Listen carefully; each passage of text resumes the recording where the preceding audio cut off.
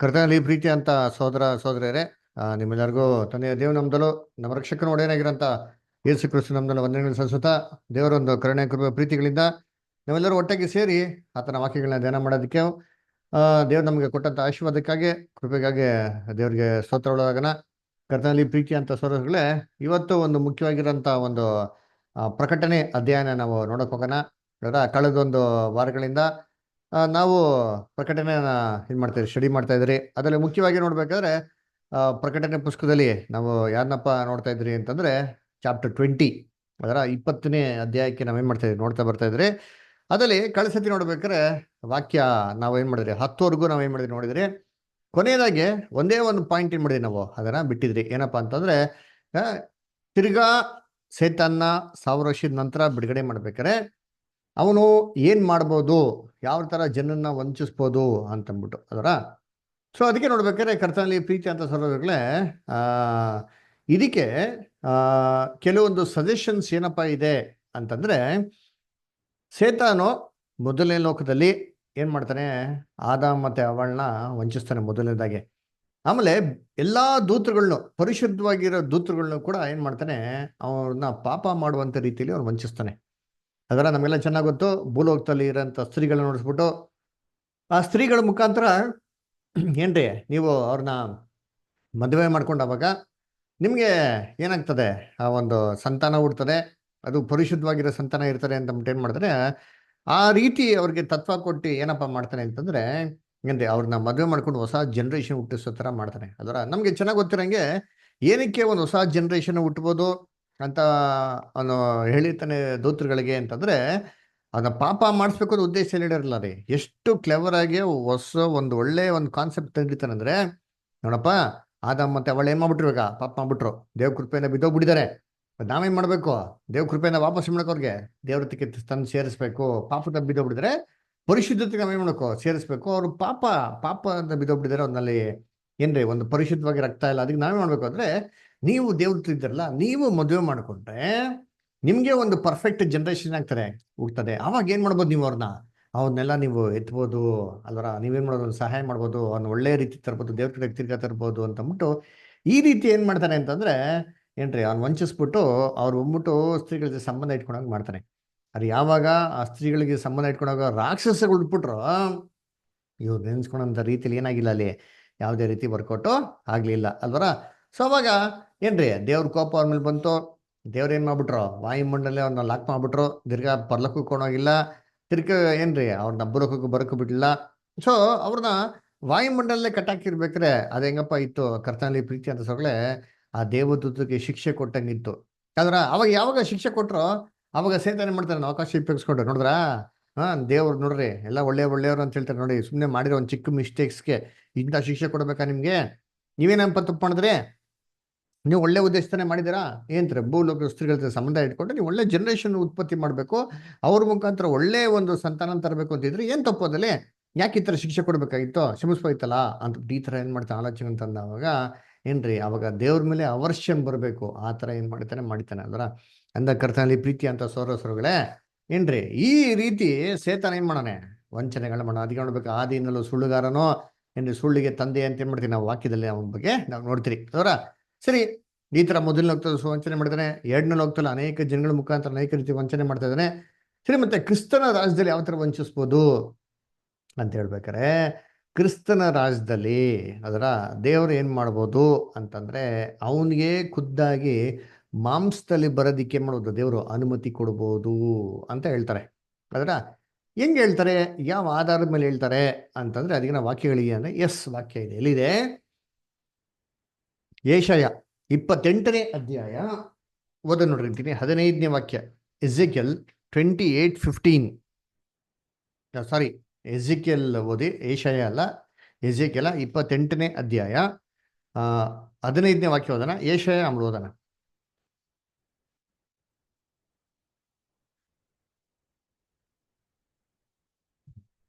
ನಿನ್ನ ಸೃಷ್ಟಿಯ ದಿನದಿಂದ ನಿನ್ನಲ್ಲಿ ಅಪರಾಧವು ಸಿಕ್ಕುವ ತನಕ ನಿನ್ನ ನಡತೆಯು ನಿರ್ದೋಷವಾಗಿ ಕಾಣುತ್ತಿತ್ತು. ನಿನ್ನಲ್ಲಿ ಅಪರಾಧ ಸಿಕ್ಕುವ ತನಕ ನೀನು ನಿರ್ದೋಷಗೆ ಕಾಣುತ್ತಿದ್ದಿ. ಆಮೇಲೆ ನಿನ್ನ ಮಿತಿಯಿಲ್ಲದ ವ್ಯಾಪಾರದಿಂದ ನಿನ್ನಲ್ಲಿ ಬಲಾತ್ಕಾರವು ತುಂಬಿ ನೀನು ಪಾಪಿಯಾದಿ. ಅವಾಗ ಏನಂತೆ, ಬಲಾತ್ಕಾರ ತುಂಬಿ ನೀನು ಪಾಪಿಯಾದೆ. ನೆಕ್ಸ್ಟ್ ಆಮೇಲೆ 18ನೇ ವಾಕ್ಯ ಮತ್ತೆ 19ನೇ ವಾಕ್ಯ. ನಿನ್ನ ಅಪಾರವಾದ ಅಪರಾಧಗಳಿಂದಲೂ ಅನ್ಯಾಯವಾದ ವ್ಯಾಪಾರದಿಂದಲೂ ನಿನ್ನಲ್ಲಿನ ಪವಿತ್ರಾಲಯಗಳನ್ನು ಹೊಲಸು ಮಾಡಿದಿ. ಆದ ಕಾರಣ ನಾನು ನಿನ್ನೊಳಗಿಂದ ಬೆಂಕಿಯನ್ನು ಬರಮಾಡಿದೆನು, ಅದು ನಿನ್ನನ್ನು ನುಂಗಿತು. ನೋಡುವವರೆಲ್ಲರ ಕಣ್ಣೆದುರಿಗೆ ನಿನ್ನನ್ನು ಬೂದಿ ಮಾಡಿಬಿಟ್ಟೆನು. ನೋಡೋರ ಕಣ್ಣು ಎದುರಿಗೆ ನಾನೇನ್ ಮಾಡ್ತೀನಿ, ಬೂದಿ ಮಾಡಿಬಿಡ್ತೀನಿ ಅಂತ ಹೇಳ್ತಾರೆ. ಅಂದ್ರೆ ಬೂದಿ ಅಂದ್ರೆ ಏನೋ ಸುಟ್ಟು ಭಸ್ಮ ಮಾಡ್ಬಿಡ್ತಾರೆ, ಅಂದ್ರೆ ಎರಡನೇ ಮಣ್ಣಲ್ಲಿ ಸರ್ವನಾಶ ಮಾಡಿ ಹಾಕ್ಬಿಡ್ತಾರೆ ಅಂತ. ಯಾರ ಕಣ್ಣೆದುರಿಗೆ ಮಾಡ್ತಾರೆ? ನೋಡೋರ ಕಣ್ಣೆದುರಿಗೆ. ಹಂಗಾರೆ ಇವನ್ ಏನಾಗಬೇಕು, ಎಲ್ಲಾ ಜನಗಳ ಎದುರುಗಡೆ ಕಣ್ಣು ಕಾಣೋಂಥ ರೀತಿಯಲ್ಲಿ ಮಾಂಸನೇಬೇಕು, ಪ್ರತ್ಯಕ್ಷ ಆಗಬೇಕು. ಈ ಪ್ರತ್ಯಕ್ಷ ಆಗೋದಿಕ್ಕೆ ತನ್ನ ರಾಜ್ಯದಲ್ಲಿ ಏನ್ರಿ ತಿರ್ಗಾ ಆ ಒಂದು 1000 ವರ್ಷದ ಅಂತ್ಯದಲ್ಲಿ ಏನು ಸ್ವಲ್ಪ ಕಾಲ ಬಿಡುಗಡೆ ಮಾಡ್ತಾರೆ ಗೊತ್ತಾ, ಅವಾಗ ಏನ್ ಮಾಡ್ತಾರೆ, ಅನುಮತಿ ಕೊಡ್ತಾರೆ. ಯಾಕಂದ್ರೆ ಸೇತಾನು ಎಲ್ಲಾ ರೀತಿ ಮನುಷ್ಯನ ವಂಚಿಸೋದಕ್ಕೆ ಏನೆಲ್ಲ ಬೇಕೋ ಎಲ್ಲಾ ರೀತಿ ಮಾಡ್ಬಿಡ್ತಾನೆ ಅದರ. ಸೊ ಇವಾಗ ಆ ಒಂದು ಲಿಟಲ್ ಸೀಸನ್ ನಲ್ಲಿ, ಸ್ವಲ್ಪ ಕಾಲದಲ್ಲಿ ಇನ್ನೇನ್ ಬೇರೆ ಅವಕಾಶ ಇದೆ? ತಾನೇ ಖುದ್ದಾಗಿ ಹೋಗ್ಬಿಡೋಣ, ದೇಹದಲ್ಲಿ ತಾನೇ ಹೋಗ್ಬಿಟ್ಟು ಏನ್ ಮಾಡ್ಬಿಡೋಣ, ಅಲ್ಲಿ ಮಾಡ್ಬಿಡೋಣ ಅಂತ ಹೇಳ್ಬಿಡ್ತಾರೆ. ಅಲ್ಟಿಮೇಟ್ ಆಗಿ ಏನಾಗ್ತಾರೆ, ಇವನೇ ಲೀಡರೇ ಫೀಲ್ಡ್ಗೆ ಏನ್ ಮಾಡ್ತಾನೆ ಹೇಳಿತಾನೆ. ಅದರ ಯಾವಾಗ ಏನ್ರಿ, ಯಾವಾಗ ಯುದ್ಧ ಸೈನಿಕರೆಲ್ಲ ಸೋತೋಗ್ಬಿಡ್ತಾರೋ, ರಾಜ ಏನ್ ಮಾಡ್ತಾನೆ, ಖುದ್ದ ಹೆಂಗೆ ಯುದ್ಧ ಭೂಮಿಗೆ ಬರ್ತಾನೋ ಅವಾಗ ಏನ್ ಮಾಡ್ತಾರೆ, ರಾಜಾನೇ ಮತ್ತೆ ಯುದ್ಧ ಭೂಮಿಗೆ ಬರ್ತಾನೆ ಇಲ್ಲಿ. ಅದರ ಈ ಪ್ರಪಂಚ ದೇವರೇ ಏನ್ ಮಾಡ್ತಾರೆ, ಮಾಂಸ ರೀತಿಯಲ್ಲಿ ತರ ನೋಡ್ತೀರಿ, ಆ ತರ ಒಂದು ಪ್ರೆಷರ್ ಆಗ್ದವಾಗ ದೇವ್ರು ಹೆಂಗೆ ಒಂದು ಮೊದಲನೇ ಲೋಕದಲ್ಲಿ ಜಳಪಳಯದಲ್ಲಿ ದೇವದೂತರು ಪಾಪ ಮಾಡ್ದವಾಗ ಅವ್ರ ಆತ್ಮಿಕ ಶರೀರಕ್ಕೆ ಎಸ್ಕೇಪ್ ಆದ್ರು, ಅವ್ರ ವಾಯುಮಂಡಲಲ್ಲೇ ಅವ್ರನ್ನ ಕಟ್ಟಾಕ್ಬಿಟ್ರು, ತಿರ್ಗಾ ಮಾಂಸದ ಬರಕ್ ಬಿಡ್ಲಿಲ್ವೋ, ಸೇತಾನು ಕೂಡ ಆ ಒಂದು ಏನ್ರಿ ಸ್ವಲ್ಪ ಕಾಲದಲ್ಲಿ ಬಿಡುಗಡೆ ಆಗ್ಬೇಕಾರೆ, ಮಾಂಸದ ಬರ್ಬೇಕಾರೆ ಅವನ್ನ ಅಲ್ಲೇ ಲಾಕ್ ಮಾಡ್ಬಿಡ್ತಾರೆ. ತಿರ್ಗಾ ಅವನ್ನ ಪರಲೋಕ ಕೊಂಡೋಗೋದಕ್ಕೆ ಏನ್ ಮಾಡೋದಿಲ್ಲ, ಅಂದ್ರೆ ಪರಲೋಕ ಅಂತ ಹೇಳ್ಬೇಕಾರೆ ಆತ್ಮಿಕ ಶರೀರ ಹೋಗೋದಕ್ಕೆ ಏನ್ ಮಾಡೋದಿಲ್ಲ, ಅವನ ಬಿಡೋದಿಲ್ಲ. ಅವಾಗ ಎಲ್ಲಾರ ಕಣ್ ಮುಂದೆನೆ ಏನ್ರಿ ಅವನ ನಾಶ ಮಾಡ್ತಾರೆ. ಯಾಕೆ ಅವನ ಕಣ್ ಮುಂದೆ ನಾಶ ಮಾಡ್ತಾರೆ ನೋಡ್ರಿ. ಅಲ್ಲೇ ಓದೋಣ, ಮುಂದಕ್ಕೆ ಓದಿ, ಫುಲ್ ಓದಿದ್ದಾಯ್ತಾ? ಎಸಿಕಲ್ 28 ಆಮೇಲೆ ಜನಾಂಗಗಳಲ್ಲಿ ನಿನ್ನನ್ನು ಬಲ್ಲವರೆಲ್ಲರೂ ನಿನ್ನ ಗತಿಗೆ ಬೆಚ್ಚಿ ಬೆರಗಾಗುವರು. ನೀನು ತೀರಾ ಧ್ವಂಸವಾಗಿ ಇನ್ನೆಂದಿಗೂ ಇಲ್ಲದಂತಾದಿ. ನಿನ್ನ ನೋಡ್ದವ್ರು, ನಿನ್ ಬಗ್ಗೆ ತಿಳಿದವ್ರೆಲ್ಲ ಏನ್ ಮಾಡ್ತಾರೆ, ತೀರಾ ಬೆಚ್ಚಿಗೆ ಆಗ್ತಾರೆ. ಅಂದ್ರೆ ಏನರ್ಥ, ಬೆಚ್ಚಿ ಬೆರಗಾಗ್ತಾರೆ. ಯಾಕೆ ಅಂದ್ರೆ ನಿನ್ ಬಗ್ಗೆ ತಿಳಿದವರಲ್ಲ. ಇವಾಗೆಲ್ಲ ಲೋಕದಲ್ಲಿ ಜನಗಳಿಗೆ ಕೆಟ್ಟದೊಂದು ಶಕ್ತಿ ಇದೆ ಅಂತ ಗೊತ್ತಿಲ್ವಾ? ಎಲ್ಲರಿಗೂ ಗೊತ್ತು. ಯಾವುದೇ ಧರ್ಮ ಇರಲಿ, ಯಾವುದೇ ನಂಬಿಕೆ ಇರಲಿ, ಎಲ್ಲರಿಗೂ ಒಂದು ಶಕ್ತಿ ಇದೆ ಅಂತ ಗೊತ್ತಿದೆ.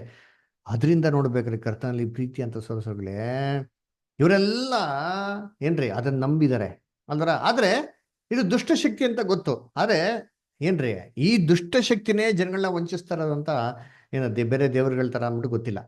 ಅದಕ್ಕೆ ಇದನ್ನ ಜನಗಳಿಗೆ ಪ್ರೂವ್ ಮಾಡ್ತಾರೆ, ಸೇತಾನ್ ಅಂತ ಇದ್ದಾನೆ, ಸೇತಾನ್ ರಿಯಲ್ ಆಗಿ ಇದ್ದಾನೆ, ಅದು ಒಂದು ಕತೆ ಅಲ್ಲ ಅಂತಂದ್ಬಿಟ್ಟು ಪ್ರೂವ್ ಮಾಡೋದಕ್ಕೆ ದೇವ್ರು ಏನ್ ಮಾಡ್ತಾರೆ, ನಮ್ಮ ಮಾಂಸದ ಬರೀತಿ ಮಾಡ್ತಾ ಹೋಗ್ತಾರೆ. ಅವಾಗ ಎಲ್ಲಾರ ಕಣ್ಣೆದ್ರು ಏನ್ ಮಾಡ್ತಾರೆ, ಅವನ್ನ ನಾಶ ಮಾಡ್ತಾರೆ. ಅದಕ್ಕೆ ಕರ್ತನಲ್ಲಿ ಪ್ರೀತಿ ಅಂತ ಸೊಗಳೆ ಏಷಯದಲ್ಲಿ ಇವಾಗ ಓದಿದ್ದೀನಿ. ಏಷಯದಲ್ಲಿ ಕೂಡ ಹಂಗೆ ಹೇಳ್ತಾರೆ. ಇಲ್ಲಿ ಏಷಯ 14ನೇ ಅಧ್ಯಾಯ ಏನ್ರಿ 14 ಮತ್ತೆ 15 ಮತ್ತೆ 16. ಐಸಯಾ 14 ಚಾಪ್ಟರ್ 14, 15, 16. ಉನ್ನತ ಮೇಘಮಂಡಲದ ಮೇಲೆ ಏರಿ ಉನ್ನತೋನ್ನತನಿಗೆ ಸರಿಸಮಾನನಾಗುವೆನು ಅಂದುಕೊಂಡಿದ್ದೀಯಲ್ಲ, ಆದರೆ ನೀನು ಪಾತಾಳಕ್ಕೆ ಅಧೋಲೋಕದ ಅಗಾಧ ಸ್ಥಳಗಳಿಗೆ ತಳ್ಳಲ್ಪಡುತ್ತೀಯ. ಅದ್ರ ಏನ್ ತಿಳ್ಕೊಡ ಇನ್ನು ಉನ್ನತೋನ್ನತನ್ಗೆ ಸರಿ ಸಮನಾಗ್ತಿ ಅಂತಲ್ಲ. ಆದ್ರೆ ದೇವ್ರೇನ್ ಮಾಡ್ತಾರೆ, ನೀನು ತುಂಬಾ ಒಂದು ಕೆಳ ಮಟ್ಟಕ್ಕೆ ತಳ್ತಾರಂತೆ. ಎಲ್ಲಿ? ಅಧೋಲೋಕದಲ್ಲಿ. ಇಂಗ್ಲಿಷ್ ಹೇಳ್ತಾರೆ, thou should be brought down to hell sides of the ಪಿಟ್ಟ.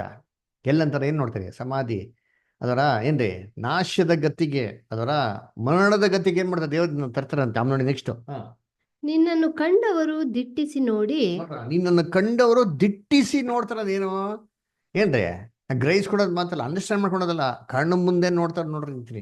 ಆಮೇಲೆ ಯೋಚಿಸುತ್ತಾ ಭೂಮಿಯನ್ನು ನಡುಗಿಸಿ ರಾಜ್ಯಗಳನ್ನು ಕದಲಿಸಿ ಪಟ್ಟಣಗಳನ್ನು ಕೆಡವಿ ಲೋಕವನ್ನು ಕಾಡನ್ನಾಗಿ ಮಾಡಿ ಸೆರೆ ಹಿಡಿದವರನ್ನು ಮನೆಗೆ ಬಿಡದೆ ಇದ್ದವನು ಇವನೋ ಅಂದುಕೊಳ್ಳುವರು.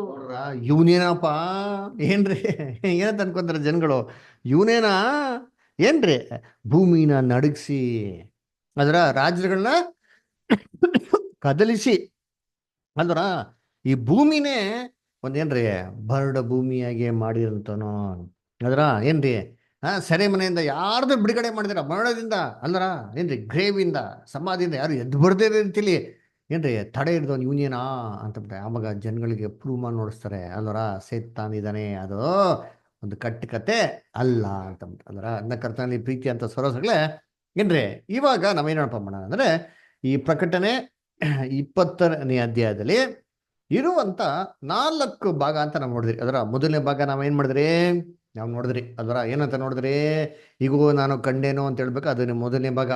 ಅದ್ರ ಬಗ್ಗೆ ಓದ್ಬೇಕಾರೆ ನೋಡಿದ್ರಿ, ಕಳೆದ ಭಾಗ ನೋಡಿದ್ರಿ. ಅದರ 2ನೇ ಭಾಗ ಕ್ರಿಸ್ತನ 1000 ವರ್ಷ ಆಳ್ವಿಕೆ ಅಂತ ನಾವೇನ್ ಮಾಡಿದ್ರಿ ನೋಡಿದ್ರಿ. 3ನೇ ಭಾಗ ಏನ್ರಿ ಹೊಸ ಒಂದು ನೂತನ ಆಕಾಶ ನೂತನ ಬಣ್ಣ ಬಗ್ಗೆ ಹೇಳ್ತಾರೆ. 4ನೇ ಭಾಗದಲ್ಲಿ ಏನ್ರಿ ನ್ಯಾಯ ತೀರ್ಪಿನ ಬಗ್ಗೆ ಹೇಳ್ತಾರೆ. ಅದರ ಮೊದಲನೇ ಭಾಗ ನಾವೇನ್ ಮಾಡಿದ್ರಿ ಓದಿದ್ರಿ, 2ನೇ ಭಾಗ ನಾವು ಓದಿದ್ರಿ. ಅಲ್ವರ ಇವಾಗ ಏನಪ್ಪ ಮಾಡೋಣ ಅಂತಂದ್ರೆ 3ನೇ ಭಾಗ ಮತ್ತೆ 4ನೇ ಭಾಗನ ಕಂಬೈನ್ಡ್ ಆಗಿ ಏನ್ ಮಾಡೋಣ ನಾವು ಓದೋಣ ಅಲ್ವರ. ಸರಿ, ಯಾಕೆ ಕಂಬೈನ್ಡ್ ಆಗಿ ಓದ್ಬೇಕು, ಯಾಕೆ ಎರಡನ್ನೂ ಒಟ್ಟಿಗೆ ಓದ್ಬೇಕು ಅಂತಂದ್ರೆ 11ನೇ ವಾಕ್ಯನ ಓದೋ ನೋಡಿದ್ದೀರಿ ಪ್ರಕಟಣೆ ಏನ್ರಿ. ಪ್ರಕಟಣೆಯಲ್ಲಿ 20ನೇ ಅಧ್ಯಾಯ 11ನೇ ವಾಕ್ಯ ಅದನ್ನ ಓದಿದ್ರೆ ನಮ್ಗೆ ಗೊತ್ತಾಗ್ತದೆ ಯಾಕೆ ನಾವು ಅದನ್ನ ಓದ್ಬೇಕು. ಅದೂ ಮತ್ತೆ ಏನ್ರಿ ಈ 4ನೇ ಭಾಗ ಇದೆಯಾ 12ರಿಂದ 15 ಅದನ್ನು ಕಂಬೈನ್ ಆಗಿ ಏನಕ್ಕೆ ಓದ್ಬೇಕು ಅಂತ ಗೊತ್ತಾಗ್ತದೆ. ಆಮೇಲೆ ಬೆಳ್ಳಗಿರುವ ಮಹಾಸಿಂಹಾಸನವನ್ನು ಅದರ ಮೇಲೆ ಕೂತಿದ್ದಾತನನ್ನು ಕಂಡೆನು. ಆತನೆದುರಿನಿಂದ ಭೂಮ್ಯಾಕಾಶಗಳು ಓಡಿ ಹೋಗಿ ಇನ್ನೂ ಕಾಣಿಸದ ಹಾಗಾದವು. ಇದಲ್ಲದೆ ಸತ್ತವರಾದ ದೊಡ್ಡವರು ಚಿಕ್ಕವರು ಸಿಂಹಾಸನದ ಮುಂದೆ ನಿಂತಿರುವುದನ್ನು ಕಂಡೆನು. ನೋಡ್ರ ಇಲ್ಲೇ ನೋಡ್ತೀರಿ 12ನೇ ವಾಕ್ಯ ನೋಡ್ತೀರಿ, ಸತ್ತವರಾದ ದೊಡ್ಡವರು ಚಿಕ್ಕವರು ಅಥವಾ ಸಿಂಹಾಸನದ ಇವರನ್ನ ಕಂಡೇನು ಅಂತ ನೋಡ್ತೀರಿ ಅಲ್ವರ. 11ನೇ ವಾಕ್ಯದ ನೋಡ್ತೀರಿ ಏನ್ರಿ ಅಗೋ ಏನ್ರಿ ಬೆಳ್ಳಗಿರುವ ಮಹಾಸಿಂಹಾಸನವನ್ನು ಕಂಡೆನು ಏನ್ರಿ. ಅವ್ರ ಮೇಲೊಬ್ರು ಕೂತಿದ್ರು, ಅವ್ರ ದೆಸೆಯಿಂದ ಏನ್ರಿ ಭೂಮಿ ಆಕಾಶ ಅಂತ ಓಡಿ ಹೋಯ್ತು, ಸಡನೇ ಸಿಕ್ಲ ಅಂತ ನೋಡ್ತೀರಿ ಅಲ್ರ. ಸರಿ, ಈ 11ನೇ ವಾಕ್ಯ ಹೇಳ್ಬಿಟ್ಟು 12ನೇ ವಾಕ್ಯದ ಏನ್ ಮಾಡ್ತಾರೆ ನ್ಯಾಯ ತೀರ್ಪು ಬಗ್ಗೆ ಹೇಳ್ತಾರೆ. ಅದರ 11ನೇ ವಾಕ್ಯದ ಏನ್ ಹೇಳ್ತಾರೆ, ಭೂಮಿ ಆಕಾಶಗಳೇನುತ್ತೆ ಇಲ್ಲದಂತೆ ಹೋಗ್ಬಿಡ್ತು. ಅಲ್ರ 12ನೇ ವಾಕ್ಯದ ಹೇಳ್ತಾರೆ ನ್ಯಾಯ ತೀರ್ಪಿನ ಬಗ್ಗೆ ಏನ್ ಮಾಡ್ತಾರೆ ಅಲ್ಲಿ ಹೇಳ್ತಾರೆ ಅಲ್ವರ. ಸರಿ, ಓದ್ಬೇಕ್ರಿ ಏನಕ್ಕಪ್ಪ ಒಟ್ಟಿಗೆ ಓದ್ಬೇಕು ಅಂತಂದ್ರೆ ಏನ್ರಿ 12ನೇ ವಾಕ್ಯದಲ್ಲಿ ಇಡೀ ಲೋಕ ಜನಗಳಿಗೆ ಆಗಂತ ಇಂಡಿವಿಜುವಲ್ ಜಜ್ಮೆಂಟ್ ಏನ್ರಿ ನ್ಯಾಯ ತೀರ್ಪು ಬಗ್ಗೆ ಓದ್ತೀರಿ. ನಾವು ಪ್ರಕಟಣೆ 19ನೇ ಅಧ್ಯಾಯ ನೋಡಿದ್ದು ಏನು ತೀರ್ಪು ಬಗ್ಗೆ, ನ್ಯಾಯ ತೀರ್ಪು ಒಂದು ಸಿಸ್ಟಮ್ಗೆ, ಒಂದು ಬ್ಯಾಬಿಲೋನ್ ಸಿಸ್ಟಮ್ಗೆ ಆಗಂತ ನ್ಯಾಯ ತೀರ್ಪು ಬಗ್ಗೆ ನಾವೇನ್ ಮಾಡಿದ್ರಿ ನೋಡಿದ್ರಿ ಅದರ. ಆದ್ರೆ ಪ್ರಕಟಣೆ 20ನೇ ಅಧ್ಯಾಯದಲ್ಲಿ ನಾವು ಆರಂಭದಲ್ಲಿ ನೋಡಿದ್ದೇನೋ ಸೇತಾನ್ಗಾಗಂತ ಒಂದು ನ್ಯಾಯ ತೀರ್ಪು, ಬಿದ್ದೋಗಿ ದೂತಗಳಿಗಾಗಂತ ನ್ಯಾಯ ತೀರ್ಪು ನೋಡಿದ್ರಿ. ಆದ್ರೆ ವೈಯಕ್ತಿಕವಾಗಿ ಒಬ್ಬ ಪ್ರತ್ಯೇಕವಾಗಿ ಇರೋಂಥ ಒಬ್ಬ ವ್ಯಕ್ತಿಗಳಿಗೆ ನ್ಯಾಯ ತೀರ್ಪು ಬಗ್ಗೆ ಓದಿದ್ರ ಅಂದ್ರೆ ಇಲ್ಲ, ಅದನ್ನೇ ಕೊಟ್ಟವ್ರು ನೋಡಿರ್ತೀನಿ ಅಲ್ಲಿ ಅದರ. ಸರಿ, ಇಡೀ ಲೋಕ ಜನಗಳಿಗೆ ಏನ್ರಿ ಇಂಡಿವಿಜುವಲ್ ಆಗಿ ನ್ಯಾಯ ತೀರ್ಪು ಮಾಡ್ಬೇಕು ಅಂತಂದ್ರೆ ಏನಾಗಬೇಕು, ಭೂಮಿಲಿ ಕ್ರಿಸ್ತನ ಒಂದು ರಾಜ್ಯ ಕಣ್ಣು ಕಾಣಂತ ರೀತಿಲಿ ಭೂಲೋಕದಲ್ಲಿ ಏನಾಗಬೇಕು, ಸ್ಥಾಪನೆ ಆಗ್ಬೇಕು. ಅದು ಸ್ಥಾಪನೆ ಆಗ್ಬೇಕು ಅಂದ್ರೆ ಏನ್ರಿ ಸಭೆ ಏನಾಗಿರ್ಬೇಕು, ಕಂಪ್ಲೀಟ್ ಕಟ್ಟಲ್ಪಟ್ಟಿರ್ಬೇಕು, ಸೇತಾನು ಕಟ್ಟಲ್ಪಟ್ಟಿರ್ಬೇಕು ಅಲ್ವರ. ಏನ್ರಿ ಅವರು ನ್ಯಾಯ ತೀರ್ಪಿನ ಸಿಂಹಾಸನ ಭೂಲೋಕದಲ್ಲಿ ಏನಾಗಿರ್ಬೇಕು, ಸ್ಥಾಪನೆ ಆಗಿರ್ಬೇಕು ಅದರ. ಅದನ್ನೇ ನಮ್ಮ 11ನೇ ವಾಕ್ಯದಲ್ಲಿ ಓದೋದು. ಆಮೇಲೆ ಬೆಳ್ಳಗಿರುವ ಮಹಾ ಸಿಂಹಾಸನವನ್ನು ಏನ್ರಿ ಕಂಡೇನೋ ಅಂದ್ರೆ ಅದಕ್ಕೆ ನೋಡ್ಬೇಕಾರೆ ಇನ್ನೊಂದು ಏನ್ ಗೊತ್ತಾ ಸ್ಪೆಷಾಲಿಟಿ, ಇದು ಕ್ರಿಸ್ತನ ರಾಜ್ಯದಲ್ಲಿ ಅವರು ಭೂಲೋಕದಲ್ಲಿ ಪ್ರತ್ಯೇಕವಾಗಿರೋಂಥ ಇಂಡಿವಿಜುವಲ್ ವ್ಯಕ್ತಿಗಳಿಗೆ, ಒಬ್ಬೊಬ್ಬ ವ್ಯಕ್ತಿಗಳಿಗೆ ಯಾವ ತರ ತೀರ್ಪು ಮಾಡ್ತಾರೆ ಅಂದ್ಬಿಟ್ಟು ಮಾಡಿದ್ರೆ ನಮ್ಗೆ ಕೊಟ್ಟಿದ್ದಾರೆ ಅದರ. ಅದು ಮಾತ್ರ ಅಲ್ಲ ನೋಡ್ರಿ, ಇನ್ನೊಂದು ಅಬ್ಸರ್ವ್ ಮಾಡ್ಬೋದು, ಈ ವಾಕ್ಯದಲ್ಲಿ 1000 ವರ್ಷ ತೀರ್ಪು ಅಂತ ಕೊಟ್ಟಿದ್ದಾರಾ, ಇಲ್ಲ ರೀ 1000 ವರ್ಷ ತೀರ್ಪು ಅಂತ ಕೊಟ್ಟಿಲ್ಲ ಅದರ. ಏನ್ರಿ ಮತ್ತೆ ಯಾಕೆ 1000 ವರ್ಷ ಕೊಟ್ಟಿ ತೀರ್ಪು ಅಂತ ಕೊಟ್ಟಾರಲ್ಲ, ಯಾಕೆ ಅಂದ್ರೆ ಇಂಡಿವಿಜುವಲ್ ವ್ಯಕ್ತಿಗಳಿಗೆ ತೀರ್ಪಣಕ್ಕೆ 1000 ವರ್ಷ ಬೇಕಾಗಿಲ್ಲ ರೀ. ಹೇಳಿ ಇಡೀ ಲೋಕದಲ್ಲಂತ ಎಲ್ಲಾ ರೀತಿ ತೀರ್ಪಣೋದಕ್ಕೆ 1000 ವರ್ಷ ಬೇಕು. ಆದ್ರೆ ಇಂಡಿವಿಜುವಲ್ ವ್ಯಕ್ತಿಗಳಿಗೆ ತೀರ್ಪಣಕ್ಕೆ 1000 ವರ್ಷ ಬೇಕಾಗಿಲ್ಲ ರೀ. ಯಾಕಪ್ಪ ಅಂದ್ರೆ ಏನ್ರಿ ಈ ಒಂದು ಏನ್ರಿ ಲೋಕ ಜನಗಳಿಗೆ ಇಂಡಿವಿಜುವಲ್ ಆಗಿ ತೀರ್ಪಣದ ಯಾರು, ಕ್ರಿಸ್ತನ ಒಬ್ಬರೇನಾ ಅಂದ್ರೆ ಇಲ್ಲ, ಕ್ರಿಸ್ತನ ಮತ್ತೆ ಸಭೆ ಸೇರ್ಬಿಟ್ಟು ಇಬ್ರು ಸೇರ್ಬಿಟ್ಟು ಏನಪ್ಪ ಮಾಡ್ತಾರೆ ಅಂದ್ರೆ ಏನ್ರಿ ನ್ಯಾಯ ತೀರ್ಪು ಏನ್ ಮಾಡ್ತಾರೆ ಅಲ್ಲಿ ಮಾಡ್ತಾರೆ ಅದರ. ಕರ್ತನಲ್ಲಿ ಪ್ರೀತಿ ಅಂತ ಸೋಲಸಗಳೇ ಅದಕ್ಕೆ ಹೇಳೋದು ಏನ್ರಿ 1000 ವರ್ಷ ಕ್ರಿಸ್ತನ್ಗೆ, ಸಭೆಗೆ 1000 ವರ್ಷ ಏನ್ರಿ ಎಕ್ಸಾಕ್ಟ್ ಆಗಿ ಏನೋ ಕಂಪ್ಲೀಟ್ ಆಗಿ ಇಲ್ಲ ಅಲ್ವರ. ಅದನ್ನ ನೋಡ್ಬೇಕಾರೆ ಕರ್ತನಲ್ಲಿ ಪ್ರೀತಿ ಅಂತ ಸೋಲಸಗಳೇ ಕ್ರಿಸ್ತನೊಂದಿಗೆ ಸೇರಿ ಸಭೆ ಏನ್ ಮಾಡೋದು 1000 ವರ್ಷ ಆಳ್ವಿಕೆ ಮಾಡೋದು. ಅದಕ್ಕೆ ಈ ಪೀರಿಯಡ್ಗೆ ಏನ್ ಹೇಳ್ತದೆ ಮಿಡಿಟೋರಿಯಲ್ ರೈನ್ ಅಂತ ಹೇಳ್ತಾರೆ. ಮಧ್ಯಸ್ಥನಾಗಿ ಕ್ರಿಸ್ತನು ಸಭೆ ಜೊತೆಗೆ ಭೂಲೋಕದ ಆಡಳಿತ ನಡೆಸ್ಬೇಕಾರೆ ಭೂಲೋಕದ ನ್ಯಾಯ ತೀರ್ಪು ಹೇಗಿಡ್ತಾರೆ ಅಂತ ನಮ್ಗೆ ನಮ್ನ ವಾಕ್ಯ ಕೊಟ್ಟು ಅದಕ್ಕೆ ನೋಡ್ಬೇಕಾದ್ರೆ ಎರಡು ಕಂಬೈನ್ ಏನ್ ಮಾಡೋಣ ಓದೋಣ. ಆದ್ರೆ ಅದಕ್ಕೆ 11ನೇ ವಾಕ್ಯದಲ್ಲಿ ಏನ್ ನೋಡ್ತೀರಿ ಮೊದಲು, ಆಮೇಲೆ ಬೆಳ್ಳಗಿರುವ ಮಹಾಸಿಂಹಾಸನವನ್ನು ಕಂಡೆನೋ. ಅದರ ಅದರ ಏನು ಮೇಲೆ ಏನೋ ಕೂತಿದ್ದಾತನನ್ನು ಕಂಡೆನೋ. ಏನೋ ಆತನ ಎದುರಿಂದ ಭೂಮಿ ಆಕಾಶಗಳೇನಂತೆ ಓಡಿ ಹೋಗಿ ಇನ್ನು ಕಾಣಿಸ್ಲೇ ಇಲ್ಲ ಅಂತ ನಾವು ನೋಡ್ತೀವಿ. ಅದರ ಏನಿದು ಭೂಮಿ ಆಕಾಶ? ಏನಿದು ಭೂಮಿ ಆಕಾಶ? ಯಾರು ಹೇಳ್ತೀರಾ?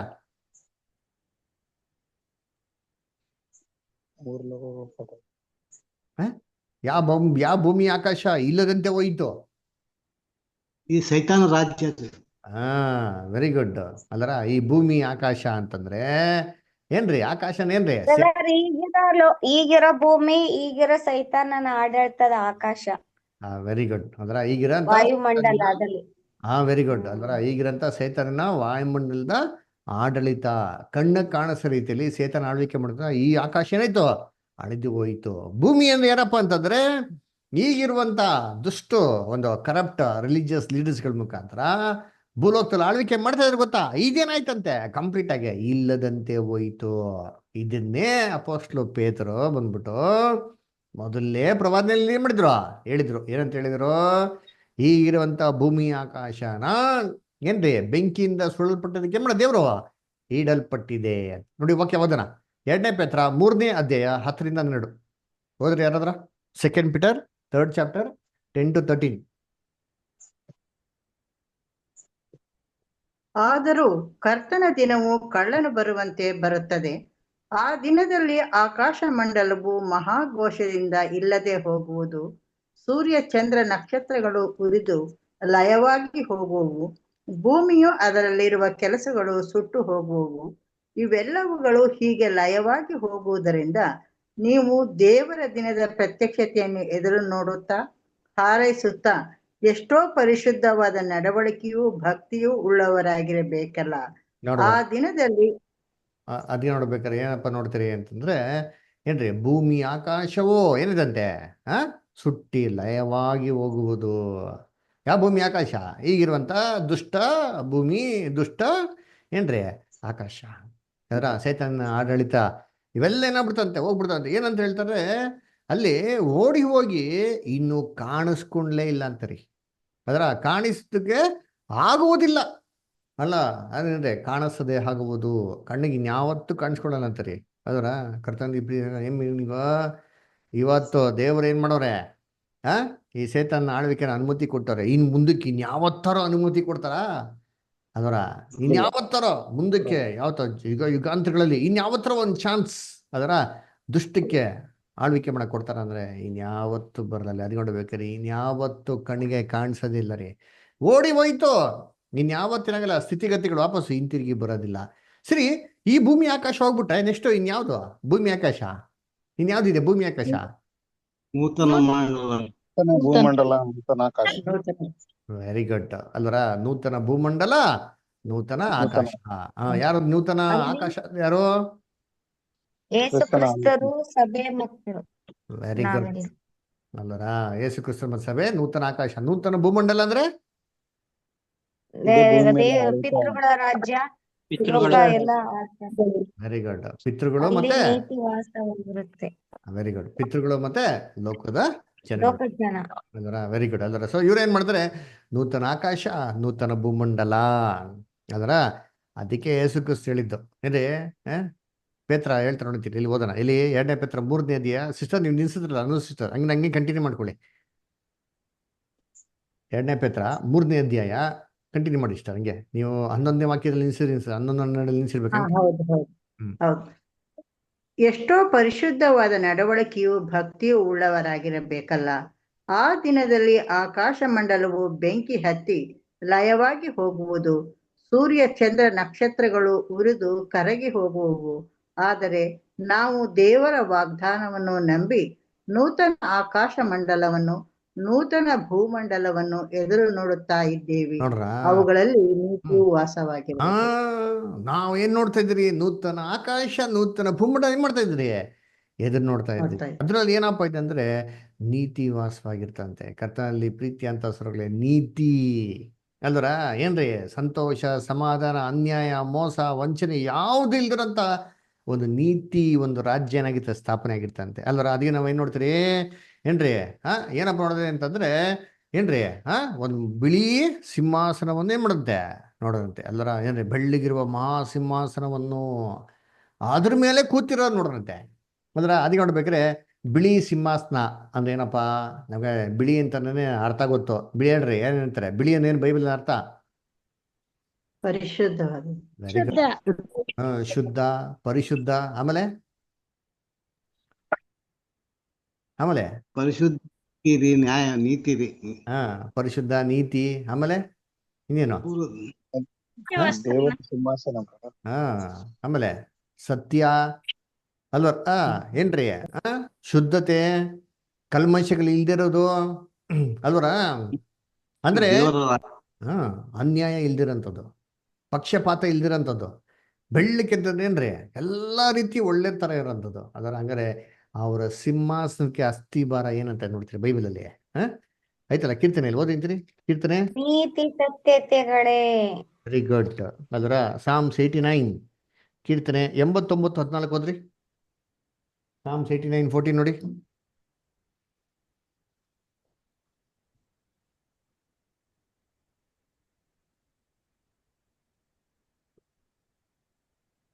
ನೀತಿ ನ್ಯಾಯಗಳು ನಿನ್ನ ಸಿಂಹಾಸನ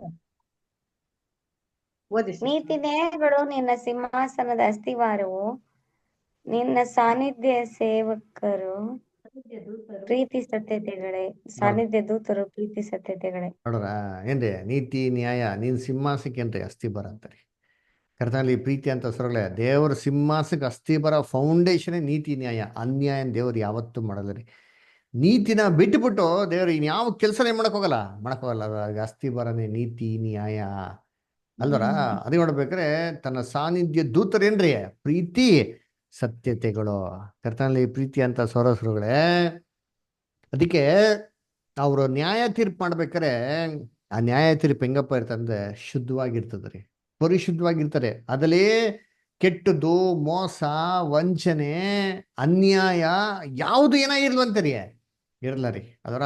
ಸೊ ಎಲ್ಲರಿಗೂ ಸರಳವಾಗಿ, ಎಲ್ಲಾರ್ಗೂ ನೀತಿಗನುಸಾರವಾಗಿ, ಯೋಗ್ಯವಾಗಿ ಕರೆಕ್ಟಾಗಿ ಏನ್ ಮಾಡ್ತಾರೆ ನ್ಯಾಯ ತೀರ್ಪು ಮಾಡ್ತಾರಂತೆ ಅಲ್ವರ. ಸರಿ, ಆ ಥರ ವಾಕ್ಯ ಇದೆಯಾ? ಯೇಸು ಕ್ರಿಸ್ತು ಎಲ್ಲಾರ್ಗೂ ಏನ್ರಿ ನೀತಿಗೆ ಪ್ರಕಾರವಾಗಿ ಮೋಸನೆ ಮಾಡ್ದಿರಾ ನ್ಯಾಯ ತೀರ್ಪು ಮಾಡ್ತಾರಂತ ವಾಕ್ಯ ಇದೆಯಾ? ಇದೆ ರೀ ಎಲ್ಲಿದೆ? ಅಪೊಸ್ತಲ 17:31 ಐತಿ. ಪರವಾಗಿಲ್ಲ ಎಲ್ಲ ವೆರಿ ಗುಡ್. ಅಪೊಸ್ತಲ ಕೃತ್ಯಗಳು 17:31 ಓದ್ರಿ. ವೆರಿ ಗುಡ್, ಓದ್ರಿ.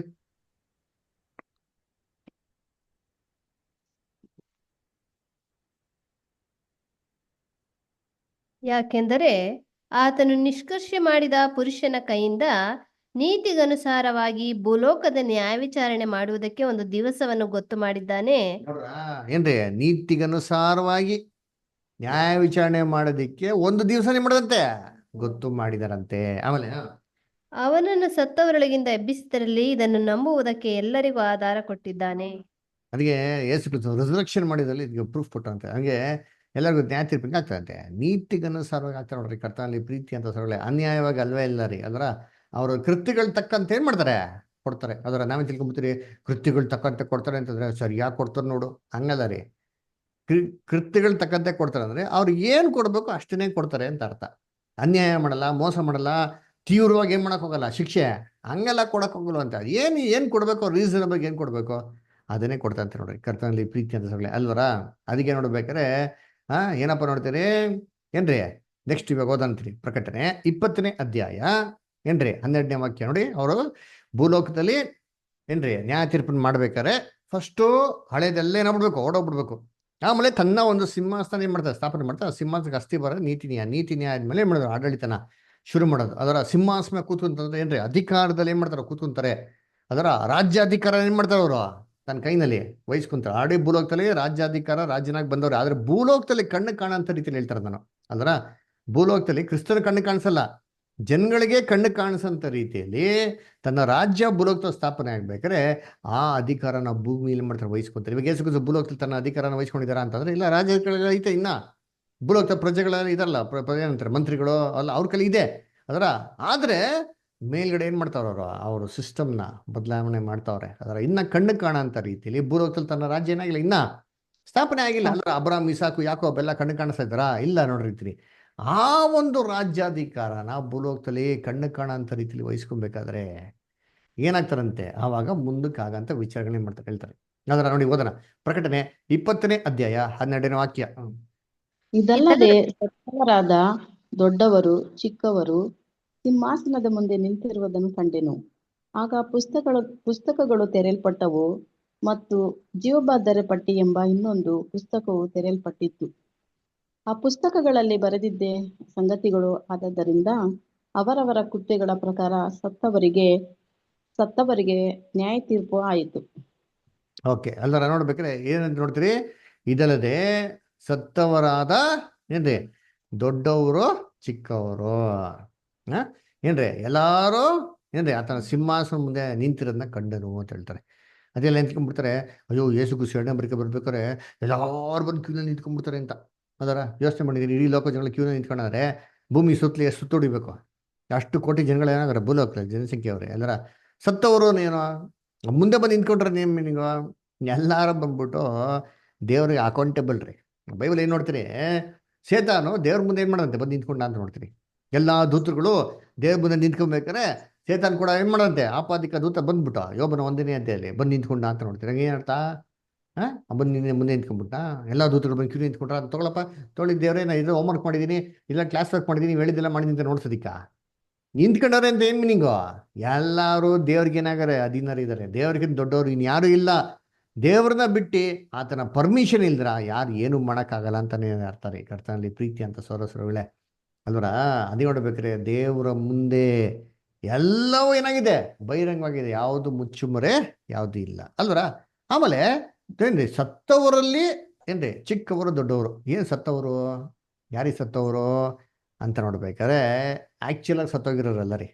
ಬೈಬಲ್ನಲ್ಲಿ 2 ಥರ ಸತ್ತೋರವ್ರೆ. ಒಬ್ರು ಸತ್ತಿ ಸಮಾಧಿಗೆ ಸೇರಿರೋರು, ಇನ್ನೊಬ್ರು ಏನ್ರಿ ಬದುಕಿರ್ತಾರೆ ಆದ್ರೂ ಕೂಡ ದೇವದೃಷ್ಟಿ ಏನಾಗೋರು ಇವರು ಸತ್ತವರ ಲೆಕ್ಕ. ಇವ್ರು ಆಕ್ಚುಲ್ ಆಗಿ ಸತ್ತಿಲ್ಲ, ಅದರ ಸಾಯ್ತಾವ್ರೆ ಅಲ್ವರ. ಇವಾಗ ಜನಗಳು ಭೂಲೋಕದಲ್ಲಿ ಬದುಕ್ತಾ ಇದ್ದಾರಾ ಇಲ್ಲ ಸಾಯ್ತಾ ಇದ್ದಾರಾ ಅಂತ ಕೇಳಿದ್ರೆ ಜನಗಳು ಅವರೇ ತನ್ನ ಬಾಯಿನಲ್ಲಿ ಹೇಳ್ತಾರೆ. ಏನ್ ಹೇಳ್ತಾರೆ? ನಾವೇನ್ ಮಾಡ್ತಾ ಇದ್ರಿ ಇವತ್ತು? ಸಾಯ್ತಾ ಇದೀವಿ ಅಂತಾರೆ. ಏನಪ್ಪ ಜೀವನ, ಸಾಯ್ತಾ ಇದ್ದೀನಪ್ಪ ದಿನ ನಮ್ಗೆ ಸಾಕಾಗ್ಬಿಟ್ಟೈತೆ ಹೇಳ್ತಾರೆ ಇಲ್ವಾ? ಯಾಕಂದ್ರೆ ಬೇಸೊತ್ತೋಗ್ಬಿಟ್ಟಿದೆ, ಜೀವಂತವಾಗಿಲ್ಲ, ಅವ್ರು ಬದುಕಿಲ್ಲ ರೀ, ಸಾಯ್ತಾವ್ರೆ. ಇದನ್ನೇ ಯೇಸು ಕ್ರಿಸ್ತ ಏನ್ ಮಾಡಿದ್ದು? ಒಬ್ಬ ಮನುಷ್ಯನ್ಗೆ ಹೇಳಿದ್ದು. ನಾನೇನ್ ಕೇಳ್ತಾನೆ, ಸ್ವಾಮಿ ನಾನೇನ್ ಮಾಡ್ತೀನಿ, ಹಿಂದೆ ಬರ್ತೀನಿ, ಆದ್ರೆ ಮೊದಲು ಹೋಗ್ಬಿಟ್ಟು ಏನ್ ಮಾಡ್ತೀನಿ, ತಂದೆ ತಾಯಿ ಏನ್ ಮಾಡ್ತೀನಿ, ಉತ್ತರ ಕ್ರಿಯೆ ಮಾಡ್ಬಿಟ್ಟು ನಾನು ಬರ್ತೀನಿ ಅಂತ. ಅವಾಗ ಯೇಸು ಕ್ರಿಸ್ತ ಹೇಳ್ತಾರೆ, ವೆರಿ ಗುಡ್, ಹೋಗ್ಬಾ, ಹೋಗು, 1-2 ದಿನ ರಜಾ ಕೊಡ್ಬಾ ಅಂತಂದ್ರ ಇಲ್ಲ ಇಲ್ಲ ಇಲ್ಲ, ನನ್ನ ಹಿಂದೆ ಬಾ ಅಂತ. ಸತ್ತವರಲ್ಲಿ ಏನ್ ವಿಚಾರಿಸ್ತೀರಿ ಅಂತ ಕೇಳ್ತಾರ. ಅಲ್ವರ.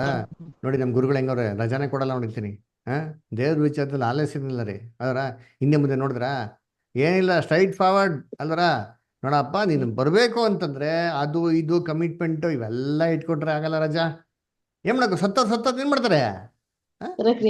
ಮಾಡ್ತಾರೆ. ನೋಡಿ ಓದೋಣ ಇಲ್ಲಿ ಮ್ಯಾಥ್ಯೂ 8:22. ಮ್ಯಾಥ್ಯೂ 8:22 ಓದಮ್ಮ ಲಿಖಿತ. ಯೇಸು ಅವನಿಗೆ, ನನ್ನ ಹಿಂದೆ ಬಾ, ಸತ್ತವರೇ ತಮ್ಮವರಲ್ಲಿ ಸತ್ತು ಹೋದವರ ಉತ್ತರ ಕ್ರಿಯೆಗಳನ್ನು ಮಾಡಲಿ ಎಂದು ಹೇಳಿದನು. ನೋಡ್ರ, ನನ್ನ ಹಿಂದ್ಗಡೆ ಬಾ, ಸತ್ತವ್ರು ಏನ್ ಮಾಡ್ಲಿ? ಸತ್ತವ್ರನ್ನ ಉತ್ತರ ಕ್ರಿಯೆ ಮಾಡ್ಲಿ. ಏನ್ ಸತ್ತವ್ರು ಅಂತಂದ್ರೆ ಆಡಿ ಸತ್ತವ್ರು ಸಮಾಧಿ ಎಲ್ಲ ಬಿಟ್ಟವ್ರೆ, ಅವರೆಲ್ಲ ಎದ್ದು ಬಂದು ಇವ್ ಸತ್ತ ಬಿಟ್ಟವ್ರ, ನಿಮ್ ತಾನೇ ಅವನಾಗೂ ಹೇಳ್ಕೊಂಡೋಗ್ಬಿಟ್ಟು ಸಮಾಧಿ ಮಲಗಿಸ್ಬಿಡ್ಲಿ, ಉತ್ತರ ಕ್ರಿಯೆ ಮಾಡ್ಲಿ ಅಂತಾನ? ಇಲ್ಲ ರೀ. ಜಗತ್ತಲ್ಲಿ ಬದುಕಿರೋರು ಎಲ್ಲಾರು ದೇವ್ರ ಇಷ್ಟ ಹೆಂಗಿದಾರಂತೆ? ಸತ್ತವರಾಗೇ ಇದ್ದಾರೆ. ಯಾಕೆ ದೇವ್ರ ಲೆಕ್ಕದಲ್ಲಿ ಏನು ಹಣ್ಣ ತಿಂದಿದ್ರೆ ಸತ್ತಂತಾನೆ ಲೆಕ್ಕ. ಎಷ್ಟೇ ದಿನ ಬದುಕಿರು, ಇವತ್ತು ಸಾಯಿ ನಾಳೆ ಸಾಯಿ ಸತ್ತಂತಾನೆ ಲೆಕ್ಕ ಅಲ್ವರ. ದೇವ್ರ ದೃಷ್ಟಿಯಲ್ಲಿ ದೇವ್ರ ತೀರ್ಪಟ್ಟಿದ್ಮೇಲೆ ಅವ್ರದ್ದು ನ್ಯಾಯಾಧಿಪತಿ ದೃಷ್ಟಿಯಲ್ಲಿ ಇನ್ನು ಹಣ್ಣು ತಿಂದಿದ್ರೆ ಪಾಪ ಮಾಡಿದ ದಿನನೇ ಸತ್ತಂತ ಲೆಕ್ಕ ಅಲ್ವರ.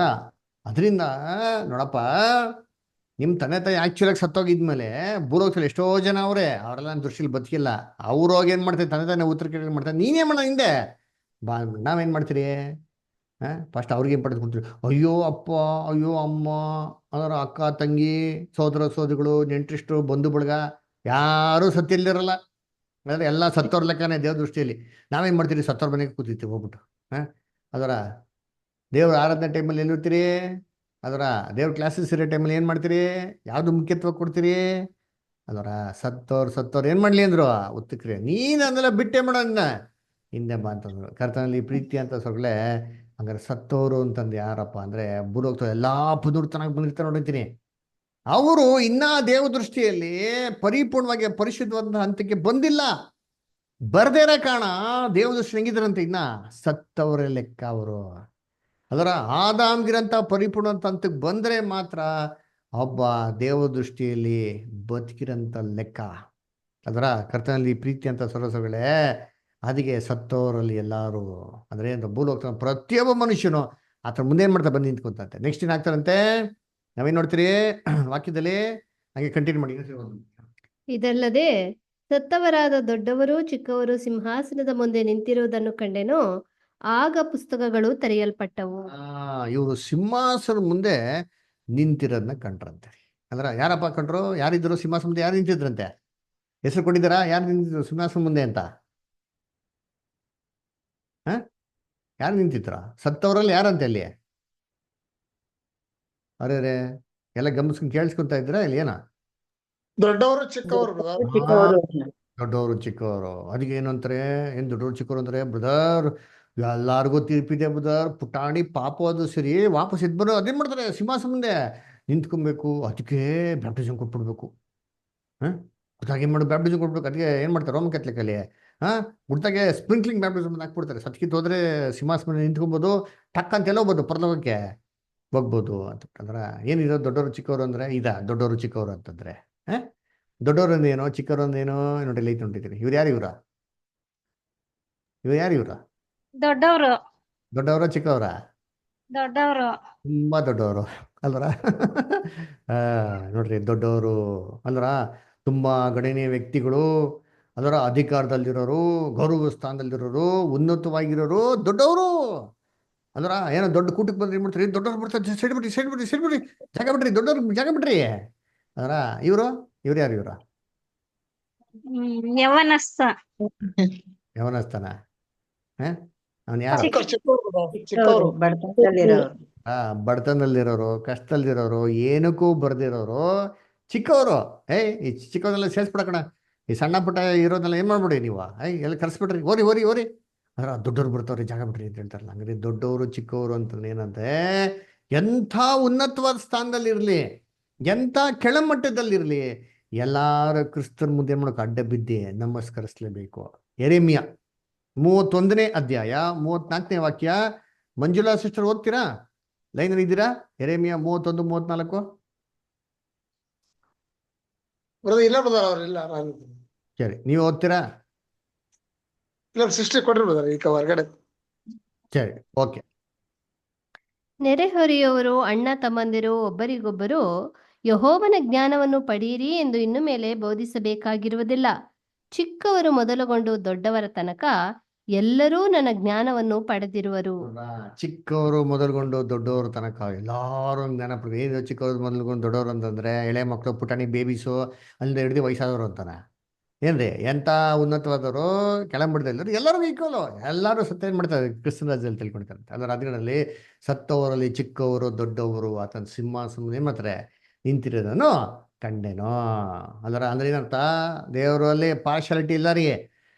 ಅಲ್ಲರ ಓದಿ ದೊಡ್ಡ ಕೋಟ್ಯಾಧಿಪತಿ, ಅಯ್ಯೋ ರೆಸ್ಪೆಕ್ಟ್ ಬಿಡಪ್ಪ, ಅಮ್ಮ ಪಾಪ ಸಿಡ್ಬಪ್ಪ, ಇವ್ನಿಗೆ ಸ್ಪೆಷಲ್ ಆಗಿ ಏನು ಮಾಡೋಣ, ಸ್ವಲ್ಪ ಒಂದು ತೀರ್ಪು ಮಾಡೋಣ, ಸ್ಪೆಷಲ್ ಫೇವರ್ ಕೊಡೋಣ, ಆ ಥರಲ್ಲ ಏನಿಲ್ಲ ರೀ. ಎಲ್ಲರೂ ಈಕ್ವಲ್ಲೇ. ಅದರ ನೋಡ್ಬೇಕಾರೆ ದರಿದ್ರನಿಗೂ ಅದೇ ತಕಡಿ, ಶ್ರೀಮಂತರಿಗೂ ಅದೇ ತಕಡಿ. ದೇವ ದೃಷ್ಟಿಯಲ್ಲಿ ವ್ಯತ್ಯಾಸನೇ ಇಲ್ಲ, ಪಕ್ಷಪಾತನೇ ಇಲ್ಲ. ಎಲ್ಲಿ ಕೊಟ್ಟವ್ರೆ? ಅಪೊಸ್ತಲ ಕೃತ್ಯಗಳು 10ನೇ ಅಧ್ಯಾಯ 35ನೇ ವಾಕ್ಯ ಓದಿದ್ದೀನಿ. ಅಪೊಸ್ತಲ ಕೃತ್ಯಗಳು 10:35. ಅಪೊಸ್ತಲ ಕೃತ್ಯಗಳು 10:35.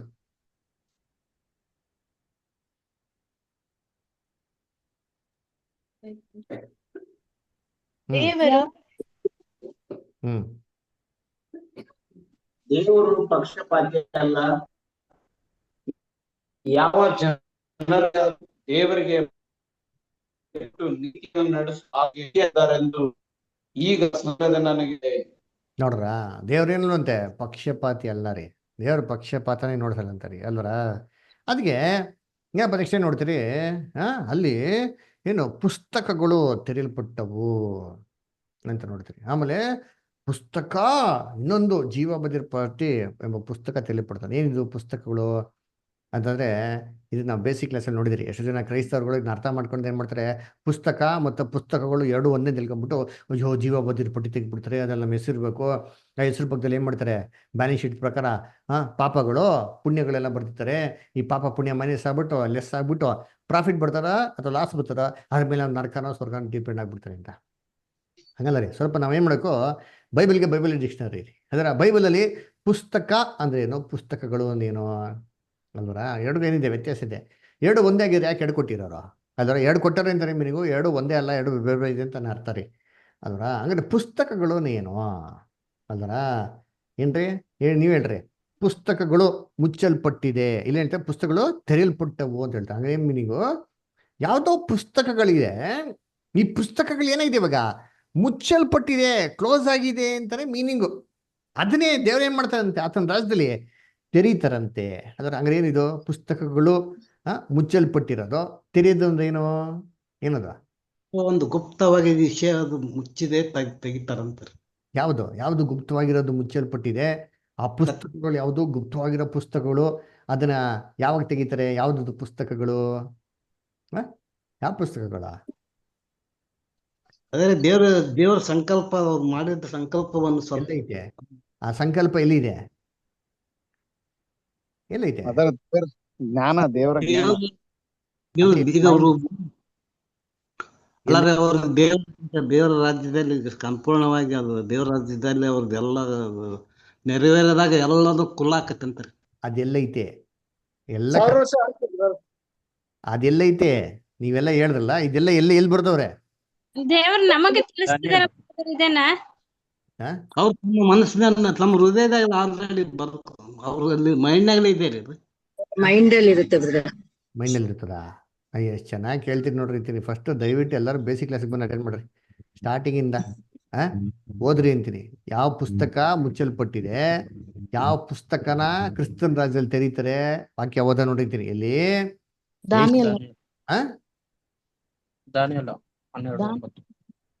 ಏಷಾಯ 29ನೇ ಅಧ್ಯಾಯ 11ರಿಂದ 12 ಓದಿದ್ದೀನಿ.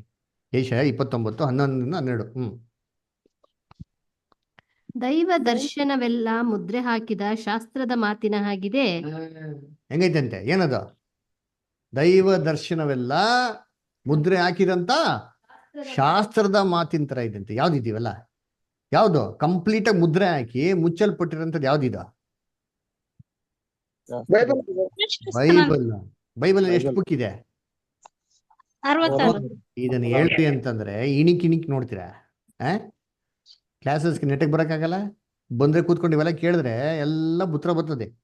ಅದರ ಪುಸ್ತಕಗಳು ಅಂದ್ರೆ ಯಾವುದು? ಬೈಬಲ್ 66 ಪುಸ್ತಕ ಏನಾಗೈತೆ, ತೆರೆದೈತಾ? ಜನಗಳಿಗೆಲ್ಲ ಬೈಬಲ್ ಅರ್ಥ ಆಗ್ಬಿಟ್ಟೈತಾ? ಇಲ್ಲ ಬ್ರದರ್, ಇದು ಮುಚ್ಚಲ್ಪಟ್ಟಿದೆ. ಅದಕ್ಕೆ ಹೇಳೋದು ಏನ್ರಿ, ಎಲ್ಲ ದೈವ ದರ್ಶನವೆಲ್ಲ ಮುದ್ರೆ ಹಾಕಲ್ಪಟ್ಟಂತ ಏನ್ರಿ ಶಾಸ್ತ್ರದ ತರ ಇದೆ. ನೆಕ್ಸ್ಟ್ ಮುಂದಕ್ಕೆ, ಅದನ್ನು ಅಕ್ಷರ ಬಲ್ಲವನಿಗೆ ದಯಮಾಡಿ ಓದೆಂದು ಒಪ್ಪಿಸಿದರೆ ಅವನು ಮುದ್ರೆ ಹಾಕಿದೆಯಲ್ಲ ಆಗುವುದಿಲ್ಲ ಅನ್ನುವನು. ಇದನ್ನ ಯಾರೋ ಓದಿರೋನ್ಗೆ ಕೊಟ್ರೆ, ಏನು ಓದಿರೋನ್ ಕೊಟ್ರೆ? ಥಿಯಾಲಜಿ ಓದಿರೋನ್ ಕೊಟ್ರೆ, ಬಿಷಪ್ಪು, ಆರ್ಚ್ ಬಿಷಪ್ಪು ಇವರಿಗೆಲ್ಲ ಕೊಟ್ರೆ ಏನ್ ಹೇಳ್ತಾರೆ? ಪಾಸ್ಟರ್ಗಳಿಗೆ ಕೊಟ್ರೆ ಏನ್ ಹೇಳ್ತಾರೆ? ಇದೇನಾಗಿದೆ? ಮುದ್ರೆ ಹಾಕಿದೆ, ಓದಕ್ಕಾಗಲ್ಲ. ಇಲ್ಲಿ ಬದರ್ ಇದನ್ನ ಅರ್ಥ ಹೇಳ್ರಿ ಬದರ್ ಅಂತಂದ್ರೆ, ಹಣ್ಣ ತಿನ್ನಿದಿನ ಆದಾಮಿಗೆ ಯಾಕೆ ಸತ್ತಿಲ್ಲ ಹೇಳಿ ಅಂತಂದ್ರೆ, ಅದೇಂತಂದ್ರೆ ಆತ್ಮೀಯ ಸತ್ತೋಗ್ಬಿಟ್ಟ ಅಂತ ಹೇಳ್ತಾರೆ. ಅಲ್ಲ ಬ್ರದರ್, 2ನೇ ದಿನ 4ನೇ ದಿನ ಏನಕ್ಕೆ, 2ನೇ ದಿನ ಮತ್ತೆ 7ನೇ ದಿನ ಏನಕ್ಕೆ ಒಳ್ಳೇದು ಅಂತ ಹೇಳಿಲ್ಲ ಅಂತ ಕೇಳಿದ್ರೆ ಉತ್ತರ ಹೇಳ್ತಾರ, ಅದೆಲ್ಲ ಮುದ್ರೆ ಹಾಕ್ಬಿಟ್ಟಿದೆ, ಅದೆಲ್ಲ ನಮ್ಗೆ ಬೇಕಾಗಿದೆ. ಏನಾಗ್ಬಿಟ್ಟಿದೆ ನಮ್ಗೆ?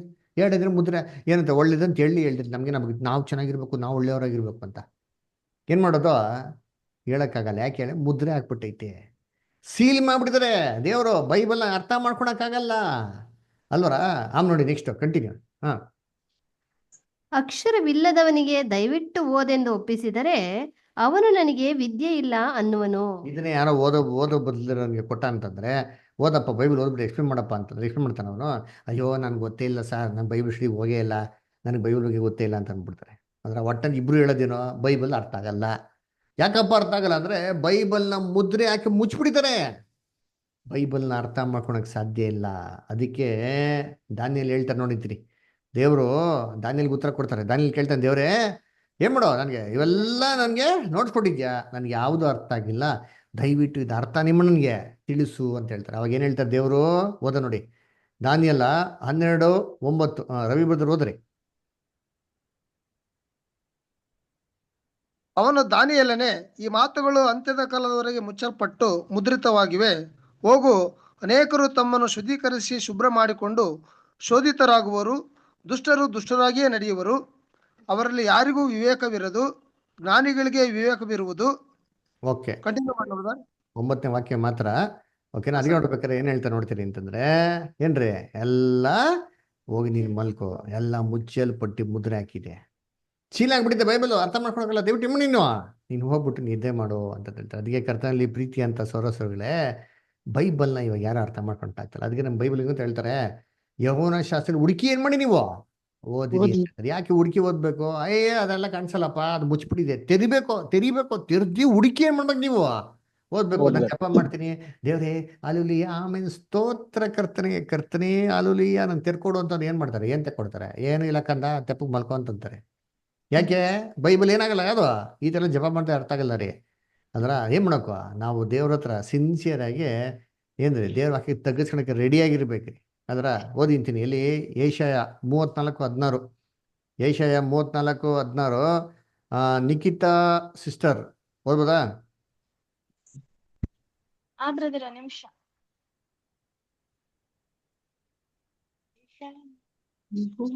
ಹೇಳಿಕೆ 34:16. ಯೆಹೋವನ ಶಾಸ್ತ್ರದಲ್ಲಿ ಹುಡುಕಿ ಓದಿರಿ, ಇವುಗಳಲ್ಲಿ ಯಾವತ್ತೂ ಇಲ್ಲದಿರದು, ನೋಡ್ರ, ಎಲ್ಲವೂ ಜೊತೆಯಾಗಿರ್ತದೆ ಅಲ್ವರ. ನೋಡ್ರಿ, ಹುಡುಕಿ ಓದ್ರಿ ಅಂತ ಅದ್ ಹೇಳಿದ್ ನಮ್ಗೆ. ಹುಡುಕಿ ಏನ್ ಮಾಡ್ಬೇಕು? ನಮ್ಮ ಬೈಬಲ್ನ ತೆಗೆದು ನೋಡ್ಬೇಕ್ರಿ, ಆವಾಗ ಬೈಬಲ್ ಏನಕ್ಕೆ ನಮ್ಗೆ ಅರ್ಥ ಆಗ್ತದೆ ಅಲ್ವರ. ಸೊ ಈ ಮುಚ್ಚಲ್ಪಟ್ಟಂತ ಬೈಬಲ್ಲು ಕ್ರಿಸ್ತನ ರಾಜ್ಯದಲ್ಲಿ ಏನಾಗ್ತಾರಲ್ಲಿ? ತೆರೆಯಲ್ಪಡ್ತದೆ.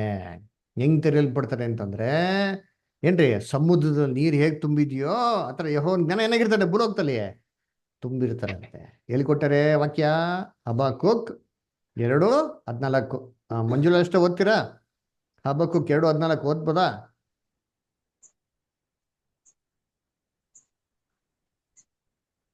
ಹಬಕ್ಕೂಕ್ 2:14 ಓದ್ತೀರಾ?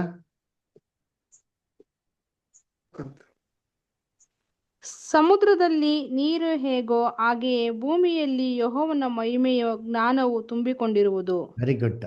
ಸಮುದ್ರದಲ್ಲಿ ನೀರು ಹೇಗೋ ಯೆಹೋವನ ಮಹಿಮೆಯ ಜ್ಞಾನ ಭೂಲೋಕ ಎಲ್ಲ ಕಡೆ ತುಂಬಿಡ್ತಂತೆ. ಅವಾಗ ಯಾರು ಹೇಳ್ಬೇಕಾ? ಚಿಕ್ಕವರು ದೊಡ್ಡವರು ಎಲ್ಲ ಹೇಳ್ಕೊಡ್ಬೇಕಾ? ಬೈಬಲು ಎಲ್ಲರೂ ಗೊತ್ತಿರ್ತಾರೆ, ಚಿಕ್ಕವ್ರು ಮೊದಲ್ಕೊಂಡು ದೊಡ್ಡವ್ರಿಗೂ ಬೈಬಲ್ ಬಗ್ಗೆ ಗೊತ್ತಿರ್ತಾರೆ. ಬುಕ್ಕು ತೆರೆಯಲ್ಪಟ್ಟಿರ್ತದೆ ಅಲ್ವರಾ? ಸರಿ, ಈ ಬುಕ್ಕು ತೆರೆದ್ಬಿಟ್ಟು ಏನ್ ಮಾಡ್ತಾರೆ? ಇವಾಗ ಇನ್ನೊಂದ್ಸತಿ ವಾಕ್ಯನ ಏನ್ ಮಾಡೋಣ? ನಾವು ಓದೋಣ. ಇಲ್ಲಪ್ಪ ಅಂದ್ರೆ ಪ್ರಕಟಣೆ 20ನೇ ಅಧ್ಯಾಯ ವಾಕ್ಯ 12 ಓದ ನೋಡ್ರಿ ಇನ್ನೊಂದ್ಸತಿ. ಇದಲ್ಲದೆ ಸತ್ತವರಾದ ದೊಡ್ಡವರು ಚಿಕ್ಕವರು ಸಿಂಹಾಸನದ ಮುಂದೆ ನಿಂತಿರುವುದನ್ನು ಕಂಡೆನು. ಓದ್ರಿ. ಆಗ ಪುಸ್ತಕಗಳು ತೆರೆಯಲ್ಪಟ್ಟವು, ಮತ್ತು ಜೀವಬಾಧ್ಯರ ಪಟ್ಟಿ ಎಂಬ ಇನ್ನೊಂದು ಪುಸ್ತಕವು ತೆರೆಯಲ್ಪಟ್ಟಿತು. ಆ ಪುಸ್ತಕಗಳಲ್ಲಿ ಬರೆದಿದ್ದ ಸಂಗತಿಗಳ ಆಧಾರದಿಂದ ಅವರವರ ಕೃತ್ಯಗಳ ಪ್ರಕಾರ ಸತ್ತವರಿಗೆ ನ್ಯಾಯ ತೀರ್ಪಾಯಿತು. ಸತ್ತವರಿಗೆ ನ್ಯಾಯ ತೀರ್ಪಾಯ್ತು. ಯಾವ ಪ್ರಕಾರ? ಯಾವ್ದ್ರ ಪ್ರಕಾರ ಆಯ್ತು? ಅಬ್ಸರ್ವ್ ಮಾಡಿದ್ರ? ಯಾವ್ದ್ರ ಪ್ರಕಾರ ಆಯ್ತು? ಅವರವರ ಕೃತ್ಯಗಳ ಪುಸ್ತಕಗಳ ಪ್ರಕಾರ. ನಾನು ಓದ್ತೀನಿ ಕೇಳ್ರಿ. ಇವಾಗ ಈ ವಾಕ್ಯ ಹೆಂಗ್ ಓದ್ಬೇಕು ಅಂದ್ರೆ, ನಾನು ಓದ್ತೀನಿ ಕೇಳ್ಕೊಳ್ರಿ ಅಂತೀನಿ ಹೇಳ್ರಿ. ಅಲ್ವರ, ಆಗ ಪುಸ್ತಕಗಳು ತೆರೆಯಲ್ಪಟ್ಟವು ಅಲ್ವರ. ಆ ಪುಸ್ತಕಗಳಲ್ಲಿ ಬರೆದಿರುವ ಸಂಗತಿಗಳ ಆಧಾರದಿಂದ ಅವರವರ ಕೃತ್ಯಗಳ ಪ್ರಕಾರ ಸತ್ತವರಿಗೆ ನ್ಯಾಯ ತೀರ್ಪಾಯ್ತು. ಹೆಂಗೈತೆ ಕೇಳಕ್ಕೆ? ಆ ಸೆಂಟ್ರಲ್ ವರ್ಡ್ ಇದೆ ಗೊತ್ತಾ? ಇನ್ನೊಂದು ಪುಸ್ತಕ ತೆಗೆದು ಬಿಟ್ಬಿಟ್ಟು ಓದಿ ಅಂತೀನಿ, ಬ್ಯೂಟಿಫುಲ್ ಆಗಿ ಅರ್ಥ ಆಗುತ್ತೆ. ಪುಸ್ತಕಗಳು ತೆರೆಯಲ್ಪಟ್ಟವು ಆ ಪುಸ್ತಕದಲ್ಲಿ ಬರೆದಿರೋಂಥ ಸಂಗತಿಗಳ ಪ್ರಕಾರ. ಯಾವ ಪುಸ್ತಕ? ಬೈಬಲ್ ಬರೆದಿರೋಂಥ ಸಂಗತಿಗಳ ಪ್ರಕಾರ. ಇದು ಬರ್ದಿರೋದೇ ನೀವೆಲ್ಲ ಹೇಳೋದಲ್ಲ, ಅವಾಗ ಕರೆಕ್ಟಾಗಿ ಹೇಳಿದ್ರಿ. ದೇವ್ರ ಯೋಜನೆ, ದೇವ್ರ ಮನಸ್ಸು, ದೇವ್ರ ಜ್ಞಾನ, ದೇವ್ರ ಮಾತು ಇವೆಲ್ಲ ಬೈಬಲ್ ಬರ್ಬಿಟ್ರಿ. ಇದ್ರ ಪ್ರಕಾರ ದೇವ್ರ ತೀರ್ಪು ಮಾಡದ್ರಿ. ಅಂದ್ರ ನೋಡಿ, ಯೋಹಾನ 12:48. ನವಿತಾ ಸಿಸ್ಟರ್ ಓದ್ಬೋದಾ? ಜಾನ್ 12:48. ನವಿತಾ ಸಿಸ್ಟರ್ ಓದ್ಬೋದಾ? Okay brother. ಹಾ, ಯೋಹ What is 40. ಜಾನ್ 12. 48.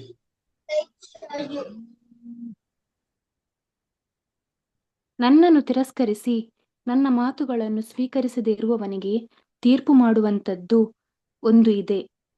ಅದು ನಾನು ಆಡುವ ಮಾತೆ. ಕಡೆಯ ದಿನದಲ್ಲಿ ಅದೇ ಅವನಿಗೆ ತೀರ್ಪು ಮಾಡುವುದು. ನೋಡ್ರ, ತೀರ್ಪು ನನ್ನ ಮಾತು, ದೇವರ ವಾಕ್ಯ. ಕಡೆಯ ದಿನದಲ್ಲಿ ಕ್ರಿಸ್ತರ ರಾಜ್ಯದಲ್ಲಿ ಅದೇ ಅವ್ರಿಗೆ ಏನು ಮಾಡೋದು, ಅವ್ರಿಗೆ ತೀರ್ಪು ಮಾಡೋದು. ಅದರ ಈ ಪುಸ್ತಕ ತೆರೀತಾರೆ, ಬೈಬಲ್ ಎಲ್ಲ ಅಂಡರ್ಸ್ಟ್ಯಾಂಡ್ ಮಾಡಿಸ್ತಾರೆ. ಅದರ ಯಾರು ಬಂದ್ಬಿಟ್ಟು ಏನ್ರಿ ಯೆಹೋವನ ಗೊತ್ತಿಲ್ಲ ಅಂತ ಹೇಳಂಗಿಲ್ಲ. ಏಷ್ಯಾ 35 ಏನು ನೋಡ್ತೀರಿ? ರಾಜ್ಯ ಮಾರ್ಗವಿರುವುದು ಏನ್ರಿ, ಹೋಗಿ ಬರುವಂತ ದಾರಿ, ಮೂಡನು ಅಲ್ಲಿ ದಾರಿ ತಪ್ಪನು. ಯಾಕೆ? ಮೂಡನ್ಗೂ ಕೂಡ ಅರ್ಥ ಆಗ್ಬೇಕು ಬೈಬಲ್, ಅದರ ಕ್ಲೇಮ್ ಹೇಳ್ಕೊಡ್ತಾರೆ. ಅದರ ಅದು ನೋಡ್ಬೇಕಾರೆ ಈ ಬೈಬಲ್ ಪ್ರಕಾರನೇ ಏನು ಮಾಡೋದು, ಎಲ್ಲರಿಗೂ ತೀರ್ಪಾಗೋದು. ಅದರ ಸರಿ. ಆಮೇಲೆ ಇನ್ನೊಂದೇನು ನೋಡ್ತೀರಿ? ಇನ್ನೊಂದು ಒಂದು ಏನ್ರಿ ಪುಸ್ತಕ, ಜೀವಬಾಧ್ಯರ ಪುಸ್ತಕ ತೆರಲ್ಪಟ್ಟಿತ್ತು ಅಲ್ವರ. ಇನ್ನೊಂದು ಪಟ್ಟಿ, ಜೀವಬಾಧ್ಯರ ಪಟ್ಟಿ ಮತ್ತು ಪುಸ್ತಕ ಏನಂತೆ ತೆರಲ್ಪಟ್ಟಿತ್ತು ಅಂತ. ಇದ್ಯಾವುದು ಜೀವಬಾಧ್ಯರ ಪಟ್ಟಿ? ಏನ್ರಿ ಇದ್ಯಾವುದು ಜೀವಬಾಧ್ಯರ ಪಟ್ಟಿ? ಪರಲೋಕದಲ್ಲಿ ದೇವರು ಚಿತ್ರಗುಪ್ತ ಅಂತಾರ ಎಲ್ಲ ಲೆಕ್ಕ ಬರ್ಕೊಳಪ್ಪ ಎಲ್ಲಾರ್ದು ಅಂತ ಬಿಟ್ಟು ಒಂದು ಬುಕ್ ಇಟ್ಕೊಂಡವ್ರ? ಇಲ್ಲ ಮತ್ತೇನಿಲ್ಲ ಇಲ್ಲ ಇಲ್ಲ ಜೀವಬಾಧ್ಯರ ಪಟ್ಟಿ ಅಂದ್ರೆ ಏನಂಗಾರೆ ಇಟ್ಕೊಂಡಿಲ್ಲ? ಅವರ ಜ್ಞಾನ, ದೇವರ ಜ್ಞಾನ ಬ್ರೋ. ದೇವರಲ್ಲೇ ಹೃದಯದ ಮೈಂಡ್ ನಲ್ಲಿ ಇರುವಂತದ್ದು ವಿಚಾರ. ಮೈಂಡ್ ಜ್ಞಾನನೇ ಅವ್ರದ್ದು, ಅದೇ ಪಟ್ಟಿ ಜೀವಭದ್ರ. ಜೀವಬಾಧ್ಯರ ಪಟ್ಟಿ ಅಂತಂದ್ರೆ ಭಾರತದಲ್ಲಿ ಎಲ್ಲ ಜೀವಕ್ಕೆ ಬರ್ಬೇಕು. ಯಾರೆಲ್ಲ ಜೀವಿಸ್ಬೇಕು, ಯಾರು ಮಾತ್ರ ಜೀವಿಸ್ಬೇಕು, ಈ ಪಟ್ಟಿನ ದೇವ್ರು ಎಲ್ಲಿಟ್ಟವ್ರೆ, ಅವ್ರ ಎಲ್ಲಿಟ್ಕೊಂಡಿರ್ತಾರೆ? ಮೈಂಡಲ್ಲಿ ಎಸ್, ಅವ್ರ ಮೈಂಡಲ್ಲಿ ದೇವ್ರ ಮನಸ್ಸಲ್ಲಿರೋರೇ ಕ್ರಿಸ್ತನ್ ರಾಜ್ಯದಲ್ಲಿ ಬದುಕೋದು. ದೇವ್ರ ಮನಸ್ಸಲ್ಲಿ ಇಲ್ದಿರೋರು ಎಲ್ಲರೂ ಆಗ್ತಾರೆ ಎಣ್ಣೆ ಮಣಕ್ಕೆ ನಾಶ ಆಗ್ಬಿಡ್ತಾರೆ. ಇದೇ ಜೀವಬಾಧ್ಯರ ಪಟ್ಟಿ. ಎಲ್ಲರೂ ಏನು ತಿಳ್ಕೊಂಡ್ಬಿಡ್ತಾರೆ, ಅಯ್ಯೋ ದೇವ್ರ ಬುಕ್ ಇಟ್ಕೊಂಡ್ಬಿಟ್ಟಾರೆ ಅಂತ. ನೀನು ಸೆನ್ಸಸ್ ಬುಕ್ಕ ಇವಾಗ ಟೀಚರ್ಗಳಿಗೆ ಸಾಕಾಗ್ಬಿಡೈತೆ ಗೋಳು. ಅವ್ರ ದೇವ್ರ ಒಂದು ಪಟ್ಟಿ ಇಟ್ಕೊಂಡ್ಬಿಟ್ರೆ ತೆಗಿ ತೆಗಿ ತೆಗಿ ಹೆಂಗೆ ಸರ್ಚ್ ಮಾಡ್ತಾರೆ? ಯೋಚನೆ ಮಾಡ್ರಿ, ಇವೆಲ್ಲ ಏನು ನಮ್ಮ ಬೈಬಲ್ನ ಲಿಟ್ರಲಾಗಿ ತೊಗೊಂಡ್ಬಿಡ್ದ್ರಿ. ಕ್ರೈಸ್ತವರುಗಳು ಪ್ರಕಟಣೆ ಪುಸ್ತಕ ಥರನೇ ಓದ್ಬೇಕ್ರಿ. ಇಲ್ಲಿ ಸ್ವಲ್ಪ ಅಲ್ಲಿ ಸ್ವಲ್ಪ ಅಲ್ವರ. ಅಲ್ಲೆಲ್ಲ ನಮಗೆ ಬಂದ್ಬಿಟ್ಟು ಆತ್ಮಿಕವಂತ ಅರ್ಥದಲ್ಲಿ ಸಿಂಬಾಲಿಕ್ ಲ್ಯಾಂಗ್ವೇಜಲ್ಲಿ ಬಿಡ್ದಿರೋದ್ರಿ ಅಲ್ವರ. ಅರ್ಥ ಮಾಡ್ಕೊಬೇಕು ಜೀವಬಾಧ್ಯರ ಪಟ್ಟಿ ಅಂತ. ಅದಕ್ಕೆ ಮೋಸಸ್ ಏನು ಕೇಳ್ಕೊಂತಾನೆ, ದೇವರೇ ನನ್ನ ಹೆಸರು ನಿಮ್ಮ ಬಿಡು, ಜೀವಬಾಧ್ಯರ ಪಟ್ಟಿಯಿಂದ ಏನು ಮಾಡು, ತೆಗೆದು ಬಿಡು ಅಂತ ಹೇಳ್ತಾನೆ. ತೆಗೆದು ಬಿಡು. ಅನೇನರ್ಥ? ಇಷ್ಟೆಲ್ಲ ಹಿಂಸೆ ಕೊಡಂಗಿದ್ರೆ ನನ್ನ ಹೆಸರನ್ನ ದಯವಿಟ್ಟು ಏನು ಮಾಡೋ, ನಿನ್ನ ಮನಸ್ಸಿಂದ ತೆಗೆದು ಬಿಡು. ತೆಗೆದಾಕ್ಬಿಡು. ಅದರ ಓದ ನೋಡಿದ್ದೀನಿ, ವಿಮೋಚನಾ ಕಾಂಡ 32:32. ಸಂತೋಷ್ ಬ್ರದರ್ ಓದ್ತೀರಾ? ವಿಮೋಚನಾ ಕಾಂಡ 32:32. ಓದ್ತೀನಿ ಬ್ರದರ್.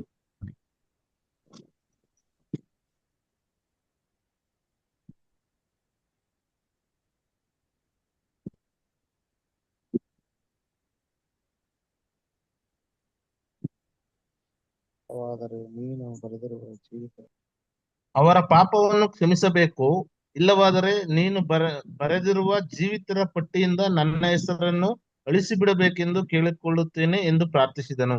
ನೋಡ್ರ, ಏನ ಜೀವಿಸರ ಪಟ್ಟಿ ಅಲ್ಲರ, ಬುಕ್ ಆಫ್ ಲೈಫ್ ಎಲ್ಲ ಏನು ಮಾಡೋ, ಹೆಸರನ್ನ ತೆಗೆದ್ಬಿಡು ಅಂತ ಹೇಳ್ತಾರೆ. ಯಾವುದು ಬುಕ್ ಆಫ್ ಲೈಫ್? ಯಾರು ಜೀವಕ್ಕೆ ಬರಬೇಕೋ, ಯಾರೆಲ್ಲ ಜೀವಿಸ್ಬೇಕೋ ಈ ಲಿಸ್ಟ್ ಏನು ಮಾಡೋದು ದೇವ್ರು ತನ್ನ ಮನಸ್ಸಲ್ಲಿ ಇಟ್ಕೊಂಡು ನೋಡೈತಿ ಅಲ್ವರ. ಅದಕ್ಕೆ ನೋಡ್ಬೇಕಾರೆ ಏನ್ರಿ, ಹಗಲಿರೋ ಯೆಹೋವನ ವಾಕ್ಯವನ್ನು ಧ್ಯಾನಿಸಿರೋ ಧನ್ಯರು. ಇವರೆಲ್ಲ ಯಾರ ಮನಸ್ಸಲ್ಲಿ ಇರ್ತಾರೆ? ದೇವ್ರ ಮನಸ್ಸಲ್ಲಿ ಇರ್ತಂತೆ. ಮಲಾಕಿಲಿ ಏನು ನೋಡ್ತೀರಿ ಏನ್ರಿ, ದೇವರ ನಾಮವನ್ನು ಸ್ಮರಣೆ ಮಾಡೋಂಥವ್ರು ಮಾತಾಡ್ಬೇಕಾದ್ರೆ ದೇವ್ರು ಏನು ಮಾಡಂತೆ, ಅವ್ರ ಮಾತನ್ನ ಗಮನಿಸಿ ಕೇಳಿದ್ರು ಅಂತ ಹೇಳ್ತಾರೆ. ಯಾಕೆ ದೇವ್ರ ಇವ್ರ ಮಾತನ್ನ ಕೇಳಬೇಕು? ಯಾಕಪ್ಪ ಅಂದ್ರೆ ಇವ್ರು ದೇವ್ರ ಮಕ್ಕಳು, ದೇವ್ರ ಮಕ್ಕಳು ಮಾತನ್ನ ಕೇಳಿದ್ರೆ ಇನ್ಯಾರು ಮಾತನ್ನ ಕೇಳ್ತಾರೆ? ಯಾಕಂದ್ರೆ ಅವ್ರನ್ನೆಲ್ಲ ಮನಸ್ಸಲ್ಲಿ ಇಟ್ಕೊಂಡವ್ರೆ. ಅದೆಲ್ಲರನ್ನೂ ದೇವ್ರು ಏನು ಮಾಡೋರೆ, ತನ್ನ ಹೃದಯದಲ್ಲಿ ಏನು ಮಾಡೋ ಇಟ್ಕೊಂಡವ್ರೆ ಅಂದ್ರೆ. ಅದೇ ನೋಡ್ಬೇಕು, ಇಂಥವ್ರೇ ಜ್ಞಾನ ಮಾಡೋದು. ಇಂಥವ್ರನ್ನ ದೇವ್ರೇ ಮಾಡೋದು ತನ್ನ ಮನಸ್ಸಲ್ಲೇ ಮಾಡೋದು, ಬರ್ದಿಟ್ಕೊಂಡ್ಬಿಟ್ಟು. ಅದಕ್ಕೆ ಹೇಳ್ತಾರೆ, ನಿಮ್ಮ ನಾಮವನ್ನು ನಿಮ್ಮ ಹೆಸರು ಮಾಡಿದೆ ಕೈನಲ್ಲಿ ಹಚ್ಚಾಕ್ಸ್ಕೊಂಡ್ಬಿಟ್ಟಿದ್ದೀನಿ. ಅದರ ಇದೇ ಪಟ್ಟಿ ರೀ, ದೇವರ ಮನ್ಸೇನ್ರಿ ಏನ್ರಿ ಪಟ್ಟಿ. ಇನ್ಯಾವುದು ಸಪ್ರೇಟ್ ಬುಕ್ ಏನು ಮಾಡೋಕೆ ಹೋಗಿ ಇಟ್ಕೊಂಡು ನಾವೆಲ್ಲ ಬುಕ್ ಇಟ್ಕೊಂತೀರಿ. ಏನು ಗೊತ್ತಾ, ನಮಗೆ ಮೆಮೊರಿ ಲಾಸ್. ನಮಗೆಲ್ಲ ಬುದ್ಧಿ ಏನಾಗ್ಬಿಟ್ಟಿದೆ ಗೊತ್ತಾ, ಬರೀ ಚಂಚಲ ಬುದ್ಧಿ, ಬೇರೆ ಬೇರೆ ಬೇರೆ ಬ್ಯಾಡ್ದಿರೋದೆಲ್ಲ ತಲೆ ತುಂಬಿಬಿಡ್ತೀವಿ. ಅದಕ್ಕೆ ಏನು ಮಾಡ್ತೀವಿ ನಾವು, ಬುಕ್ ಮೇಂಟೈನ್ ಮಾಡ್ತೀವಿ, ಮರ್ತೋಗ್ಬಿಡ್ತೀರಲ್ಲ ಅಂದ್ಬಿಟ್ಟು. ದೇವರಿಗೆ ಮೆಮೊರಿ ಲಾಸೇ ಇಲ್ಲ ರೀ. ಇಸ್ರೇಲಿನ ದೇವರು ತೂಗುಡ್ಸೋದು ಇಲ್ಲ, ನಿದ್ರಿಸೋದು ಇಲ್ಲ. ದೇವರು ಯಾವಾಗ ದೇವ್ರ ಮಕ್ಳ ಕಡೆ ದೃಷ್ಟಿ ಎಚ್ಚರಿಕೆಯಿಂದ ಇರ್ಕೊಂಡಿರ್ತೀನಿ, ಅವ್ರಿಗೆ ಬುಕ್ಕೇ ಬೇಕಾಗಿಲ್ಲ. ಅದರ ಇನ್ನೊಂದು ವಾಕ್ಯ ಓದೋಣ, ಫಿಲಿಪಿಯರು 4ನೇ ಅಧ್ಯಾಯ 3ನೇ ವಾಕ್ಯ. ಫಿಲಿಪಿಯರು 4ನೇ ಅಧ್ಯಾಯ 3ನೇ ವಾಕ್ಯ. ಲಕ್ಷ್ಮೀ ಸಿಸ್ಟರ್ ಓದ್ತೀರಾ? ಫಿಲಿಪಿಯರು 4:3.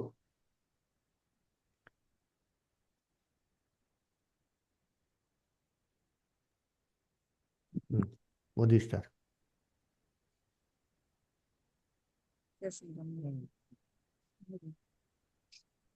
ನನ್ನ ನಿಜವಾದ ಜೊತೆ ಸೇವಕನೇ, ಆ ಸ್ತ್ರೀಯರಿಗೆ ಸಹಾಯಕನಾಗಿರಬೇಕೆಂದು ನಿನ್ನನ್ನು ಕೇಳಿಕೊಳ್ಳುತ್ತೇನೆ.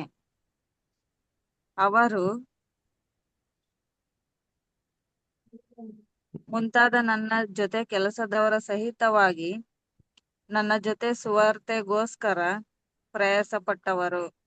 ಅವರವರ ಹೆಸರುಗಳು ಜೀವಬಾಧ್ಯವರ ಪಟ್ಟಿಯಲ್ಲಿ ಬರೆದಿವೆ. ನೋಡ್ರ, ಅವ್ರ ಹೆಸರು ಬರ್ದಿದಂತೆ, ಅದರ ಜೀವ ಬದಿಯ ಪಟ್ಟಿಯಲ್ಲಿ ಬರ್ದಿದಂತೆ. ನೋಡ್ರ, ಅಲ್ಲ ಏನ್ರಿ ಕ್ಲಿಮೆಂಟ್, ಎಷ್ಟು ಜನ ಹೆಸರು ಗೊತ್ತಾರೆ? ಕ್ಲಿಮೆಂಟ್, ಸಿಮೆಂಟ್ ಅಲ್ಲ, ಕ್ಲಿಮೆಂಟ್. ಅವ್ರು ಏನು ಮಾಡುತ್ತೆ? ಕ್ಲೆಮೆನ್ಸ್ ಅಂತ ಕನ್ನಡ ಬರ್ತಾರೆ, ಅದರ ಇಂಗ್ಲೀಷ್ ಕ್ಲಿಮೆಂಟ್ ಅಂತ ಬರ್ತಾರೆ. ಅದರ ಏನ್ರಿ ಅಲ್ಲ ಕ್ರಿಶ್ಚಿಯನ್ ಹೆಸರುಗಳು ಬೈಬಲ್ ಐತೆ ನೋಡ್ರಿ ಅಂತೀನಿ. ಅದರ ಕರ್ತನಲ್ಲಿ ಪ್ರೀತಿ ಅನ್ಸೋಗಳೇ. ಇನ್ನೇನು ವಾಕ್ಯ ಓದಿನ ಮಲಾಕಿ 3ನೇ ಅಧ್ಯಾಯ 16ನೇ ವಾಕ್ಯ. ಪ್ರಸನ್ನ ಬದ್ರ ಓದ್ತೀರಾ? ಮಲಾಕಿ 3:16. ಓದ್ತೀನಿ ಬ್ರದರ್.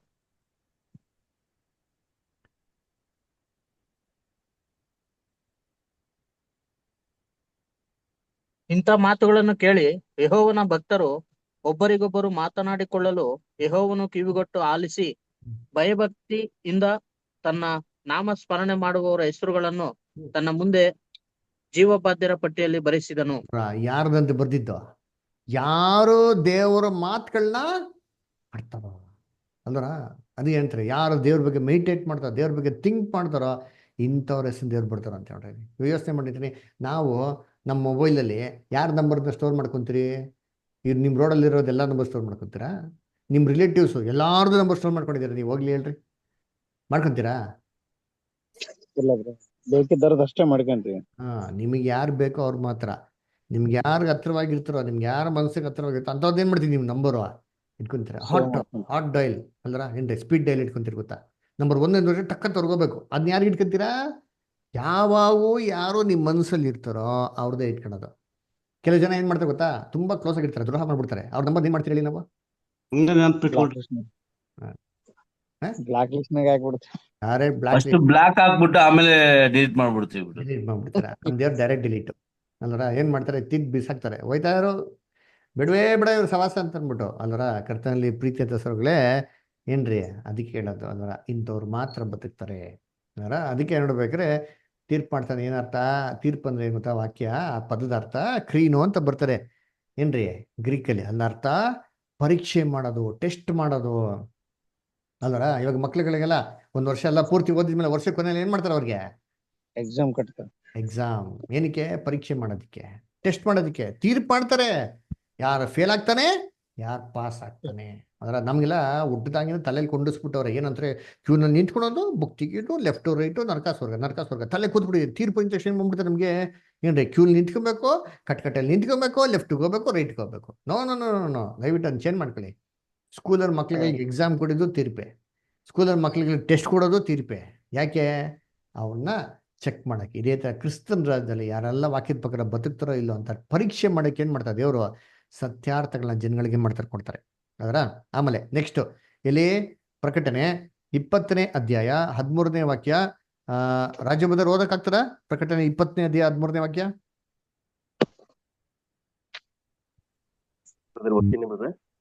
ಓದಿ ಬ್ರದರ್. ಆಮೇಲೆ ಮೃತ್ಯುವು ಪಾತಾಳವು ಬೆಂಕಿಯ ಕೆರೆಗೆ ದಬ್ಬಲ್ಪಟ್ಟವು. ಆ ಬೆಂಕಿಯ ಕೆರೆಯು 2ನೇ ಮರಣವು. ಬದರ್ 13ನೇ ವಾಕ್ಯ ಬದರ್. 13 ನೀವು 15 ಓದ್ತಾ ಸರಿ, 13 ಓದಿ ಮೊದಲು. ಸಮುದ್ರವನ್ನು ತನ್ನೊಳಗಿದ್ದ ಸತ್ತವರನ್ನು ಒಪ್ಪಿಸಿತು. ಮೃತ್ಯುವು ಪಾತಾಳವು ತನ್ನ ವಶದಲ್ಲಿದ್ದ ಸತ್ತವರನ್ನು ಒಪ್ಪಿಸಿದವು. ಅವರಲ್ಲಿ ಪ್ರತಿಯೊಬ್ಬನಿಗೆ ಅವನವನ ಕೃತ್ಯಗಳ ಪ್ರಕಾರ ನ್ಯಾಯ ತೀರ್ಪಾಯಿತು. ನೋಡ್ರ ಏನಪ್ಪಾ? ಸಮುದ್ರವೋ ತನ್ನೊಳಗೆ ಸತ್ತವನ್ನು ಒಪ್ಪಿಸ್ಬಿಡ್ತು. ಮೃತ್ಯುವು ಪಾತಾಳವೋ ಏನ್ರಿ ತಮಗೆ ವಶವಾದ ಒಂದು ಸತ್ತವನ್ನ ಏನ್ ಮಾಡ್ತಾರೆ? ಎಲ್ಲ ಒಪ್ಪಿಸ್ಬಿಡ್ತಂತ. ಏನಿದೆ ಅರ್ಥ? ಅದಕ್ಕೆ ಎಷ್ಟು ಜನ ಬುಧರ್ ಸುನಾಮಿ ಸತ್ತವ್ರು ಎಲ್ಲ ಬಂದ್ಬಿಡ್ತಾರೆ ಬುಧರ್ ಅಂಟದ್ರ. ಏನ್ ಸಮುದ್ರ ಅಂದ್ರೆ ಬೈಬಲ್ ಏನ್ ನೋಡ್ತೀರಿ?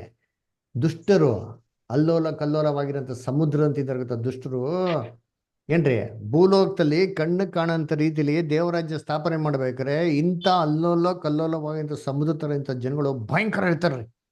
ನೇಪಾಳ ನೋಡೋದಲ್ಲ ಸಮುದ್ರ ಹೆಂಗಿತ್ತು, ಅಲ್ಲೋಲ ಕಲ್ಲುವಂಥ ಜನಗಳ ಸಮುದ್ರ.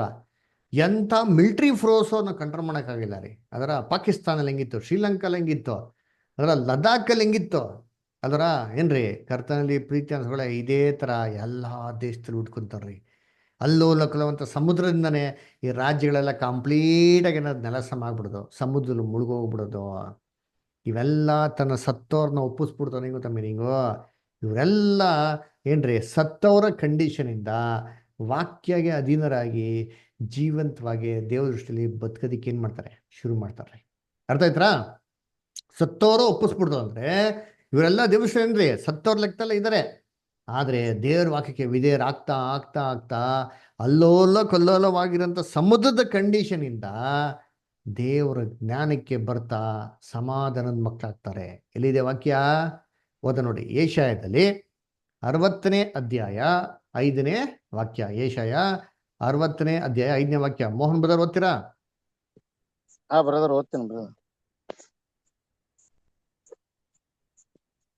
ಬ್ರದರ್ ಯೆಶಾಯ 60ನೇ ಅಧ್ಯಾಯ 5ನೇ ವಾಕ್ಯ ಬ್ರದರ್. ಹಾ ಬ್ರದರ್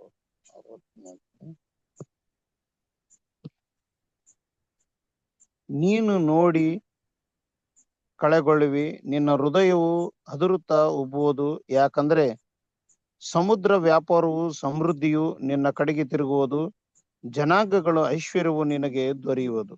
ಅಲ್ವರ? ಹಿಂಗ್ ಕನ್ನಡದಲ್ಲಿ ಆ ಪದ ಸ್ಪಷ್ಟವಾಗಿ ಬರಲ್ಲ ರೀ. ಇಂಗ್ಲೀಷ್ ಹೇಳ್ತೀನಿ ಕೇಳಿ, ಸೂಪರ್ ಆಗಿದೆ ಅಂತೀನಿ. ಏನ್ರಿ, ಐಸಾಯ ಚಾಪ್ಟರ್ 60 ವರ್ಸ್ 5 ಓದ್ತೀನಿ ಕೇಳ್ರಿ, ಹೆಂಗ್ ಬರ್ತಂತ ನೋಡಿ ಅಂತಾರೆ. ಏನ್ರಿ, the abundance of the sea shall be converted unto thee, the forces of the Gentile shall come unto thee. ಇಡೀ ಅನ್ಯ ಜನಾಂಗದವರೆಲ್ಲ, ಜನ ಸಮೂಹದವರು ಏನ್ರಿ ಜಳಪಳೆ ಥರ ಇದ್ದವರೆಲ್ಲ ನಿನ್ನ ಕಡೆಗೆ ಏನು ಮಾಡ್ತಾರೆ, ತಿರುಗುವರು ಅಂತಂತ ಹೇಳ್ತಾರೆ. ಅದಕ್ಕೆ ನೋಡಿ 3ನೇ ವಾಕ್ಯ ಓದಿ ಬರ್ತಾರೆ, ಹೆಂಗ್ ಬರ್ತಾರೆ ನೋಡ ಕನ್ನಡದಲ್ಲಿ 3ನೇ ವಾಕ್ಯ. ಹಾ 3ನೇ ವಾಕ್ಯ ಬ್ರದರ್. ಓದಿ. 3ನೇ ವಾಕ್ಯ. ಜನಾಂಗಗಳು ನಿನ್ನ ಬೆಳಕಿಗೆ ನೆರೆಯುವು, ಅರಸರು ನಿನ್ನಲ್ಲಿ ಉದಯ ಪ್ರಕಾಶಕ್ಕೆ ಬರುವರು. ಕೊಟ್ಟಿದ್ದೀನಿ, ಜನಾಂಗಗಳು ನಿನ್ನ ಬೆಳಕಿಗೆ ನೆರೆಯುವು ಅಲ್ವರ? ಅರಸರು ನಿನ್ನಲ್ಲಿ ಏನ್ ಮಾಡ್ತಾರೆ, ಉದಯ ಪ್ರಕಾಶಕ್ಕೆ ಬರುವರು. ಅರಸರು ಅನ್ಯ ಜನಾಂಗದವರೆಲ್ಲ ಏನ್ ಮಾಡ್ತಾರೆ, ದೇವ್ರ ಕಡೆಗೆ ಬರ್ತಾರೆ ಅಂತ ನೋಡ್ರಿ. ಕರ್ತನಲ್ಲಿ ಪ್ರೀತಿ ಅಂತ ಸೊರಸಗಳೇ ಅದರ ಅದು ನೋಡ್ಬೇಕಾರೆ ಎಲ್ಲಾ ಜನಗಳು ಹೇಳ್ತಾರೆ ದೇವ್ರ ಕಡೆಗೆ ತಿರುಗ್ತಂತೆ. ಆಮೇಲೆ ನೋಡಿದ್ದೀನಿ ಎಲ್ಲಿ, ಪ್ರಕಟಣೆ 20ನೇ ಅಧ್ಯಾಯ 14ನೇ ವಾಕ್ಯ. ಶಾಂತ ಮಾಸ್ಟರ್ ಓದ್ತೀರಾ? ಪ್ರಕಟಣೆ 20:14. ಹಾ ಬ್ರದರ್ ಓದ್ತೀನಿ.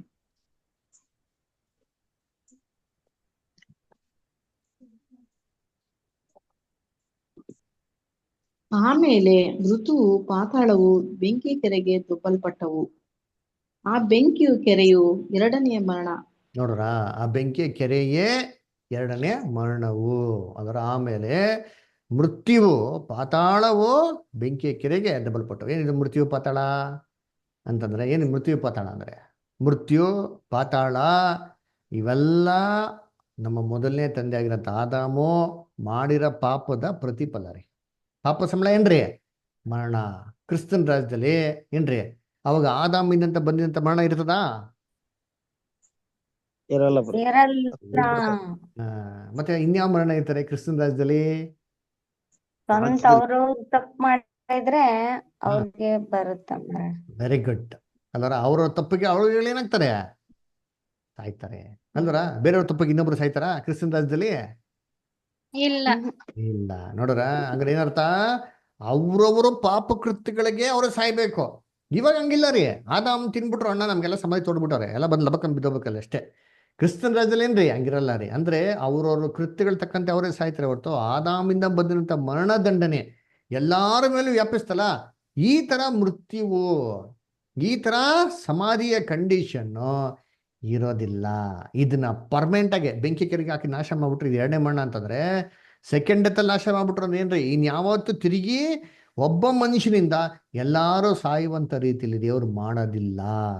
It is ಅಬಾಲಿಷ್ಡ್ for ever, gone for ever. ಇನ್ನೊಂದ್ಸತಿ ಯಾವತ್ತೇನಾಗೋದಿಲ್ಲ, ತಿರುಗಿ ಬರೋದಿಲ್ಲ. ಅದಕ್ಕೆ ವಾಕ್ಯ ಓದ ನೋಡಿದ್ದೀನಿ ಇಲ್ಲಿ, ಯೆರೆಮೀಯ 31 29. ಅನು ಸಿಸ್ಟರ್ ಓದ್ತೀರಾ? ಯೆರೆಮೀಯ 31:29.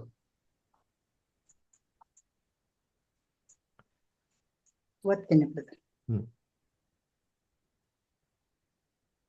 ಯೆಹೋವನ ನುಡಿ, ಇದು ಯೆಹೋವನ ನುಡಿ. ತಂದೆಗಳು ಹುಳಿ ದ್ರಾಕ್ಷಿಯನ್ನು ತಿಂದರು, ಮಕ್ಕಳ ಹಲ್ಲುಗಳು ಚೆಳ್ತು ಹೋಗಿವೆ ಎಂದು ಆ ಕಾಲದಲ್ಲಿ ಜನರು ಮತ್ತೆ ಅನ್ನರು.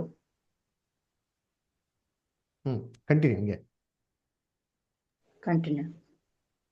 ಸಾಯತಕ್ಕವನು ತನ್ನ ತನ್ನ ದೋಷದಿಂದ ಸಾಯುವನು, ಹುಳಿ ದ್ರಾಕ್ಷಿಯನ್ನು ತಿನ್ನುವವನ ಹಲ್ಲುಗಳೇ ಚೆಳಿತು ಹೋಗುವವು. ನೋಡ್ರ, ಹುಳಿ ದ್ರಾಕ್ಷಿ ತಿನ್ನುವಂತ ಹಳ್ಳಿಗಳೇನಾಗ್ತಾರೆ, ಚೆಲ್ತೋಗ್ತಾನೆ. ಅವನವನು ಕೃತ್ಯಗಳು ತಕ್ಕಂತೆ ಪಾಪಗಳು ತಕ್ಕಂತೆ ಅವನೇ ಸಾಯ್ತಾನೆ ಹೊರತು ಮತ್ತೊಬ್ರು ಏನಾಗಲ್ಲ, ಸಾಯೋದಿಲ್ಲ. ಅದಕ್ಕೆ ನೋಡ್ಬೇಕ್ರಿ, ಬೆಂಕಿ ಕಿರಣ್ ಏನು ನಾವೆಲ್ಲ ತಿಳ್ಕೊಂಡ್ಬಿಡ್ತೀರಿ ಏನ್ರಿ? ಸತ್ಯ ಗೊತ್ತಿಲ್ಲದ್ರು ಬೆಂಕಿ ಕಿರಣ್ ಏನ್ರಿ? ಚಿತ್ರವೇದನೆ ಹಿಂಸೆ ಕೊಡಕ್ಕೆ ಅಂದ್ಬಿಟ್ಟು ಒಂದು ಜಾಗ ಮಾಡ್ಬಿಟ್ಟವ್ರೆ ಅಂತ, ಬೆಂಕಿ ಕೆರೆ ಇಟ್ಬಿಟ್ಟವ್ರೆ ಅಂತ ಅಂದ್ಬಿಟ್ಟು ಎಲ್ಲಾರ್ದು ಬೆಂಕಿ ಕೆರೆ ಹಾಕ್ಬಿಟ್ಟು ಏನ್ ಮಾಡ್ತಾರೆ, ದೇವ್ರು ರೋಸ್ಟ್ ಮಾಡ್ತಾ ಇರ್ತಾರಂತೆ. ಏನಪ್ಪ ಅದು ಬೆಂಕಿ? ಅದಲ್ಲೇ ಸಾಯೋದಿಲ್ವಂತರಿ. ಅಯ್ಯಯ್ಯೋ, ಉರಿತಾ ಇರ್ತಾರಂತೆ. ಅದು ಸಾವು ಬರಲ್ಲ. ಇದೆಂತ ಬೆಂಕಿ ಅಪ್ಪ, ಈ ಭೂಲೋಕದಲ್ಲಿ ಇಂಥ ಬೆಂಕಿನ ಇಟ್ಬಿಟ್ಟು ಚೆನ್ನಾಗಿರ್ತಾರಲ್ಲ, ಸ್ಟವ್ ಬೆಂಕಿ ಹಚ್ಕೊಂಬಿಟ್ಟ ಒಳ್ಳೇದು, ಉರಿತಾ ಇದೆ, ಅದು ಸಾಯಲ್ಲ, ಪರವಾಗಿಲ್ಲ ಬಿಡಪ್ಪ. ವಿಕ್ಟೋರಿಯಾ ಹಾಸ್ಪಿಟಲ್ ಯಾರು ಅಡ್ಮಿಟ್ ಆಗೋದೇ ಬೇಕಾಗಿಲ್ಲ. ಇದೇ ಬೆಂಕಿಲಿ ಉರ್ಕು ದಿನ ಹಂಗೆ ಚೆನ್ನಾಗಿರ್ಬೋದು. ಅದಲ್ಲ ಯೋಚನೆ ಮಾಡಿ, ಎಲ್ಲ ಕಾಮನ್ ಸೆನ್ಸ್ಗೆ ರೀಸನಬಲ್ ಅಂತ ಅನಿಸ್ತದ? ಅಟ್ರ ಫುಲಿಶ್ನೆಸ್ ಅಲ್ವಾ? ಯೋಚನೆ ಮಾಡಿರ್ತೀನಿ, ಥಿಂಕ್ ಮಾಡ್ಬೇಕು ದೇವ್ರ ಮಕ್ಳು. ಅದಕ್ಕೆ ಬೆಂಕಿ ಕೆರೆ ಏನು, ಈ ಬೆಂಕಿ ಕೆರೆಯಲ್ಲಿ ಯಾರವ್ರೇ? ಪ್ರಕಟಣೆ 19:20.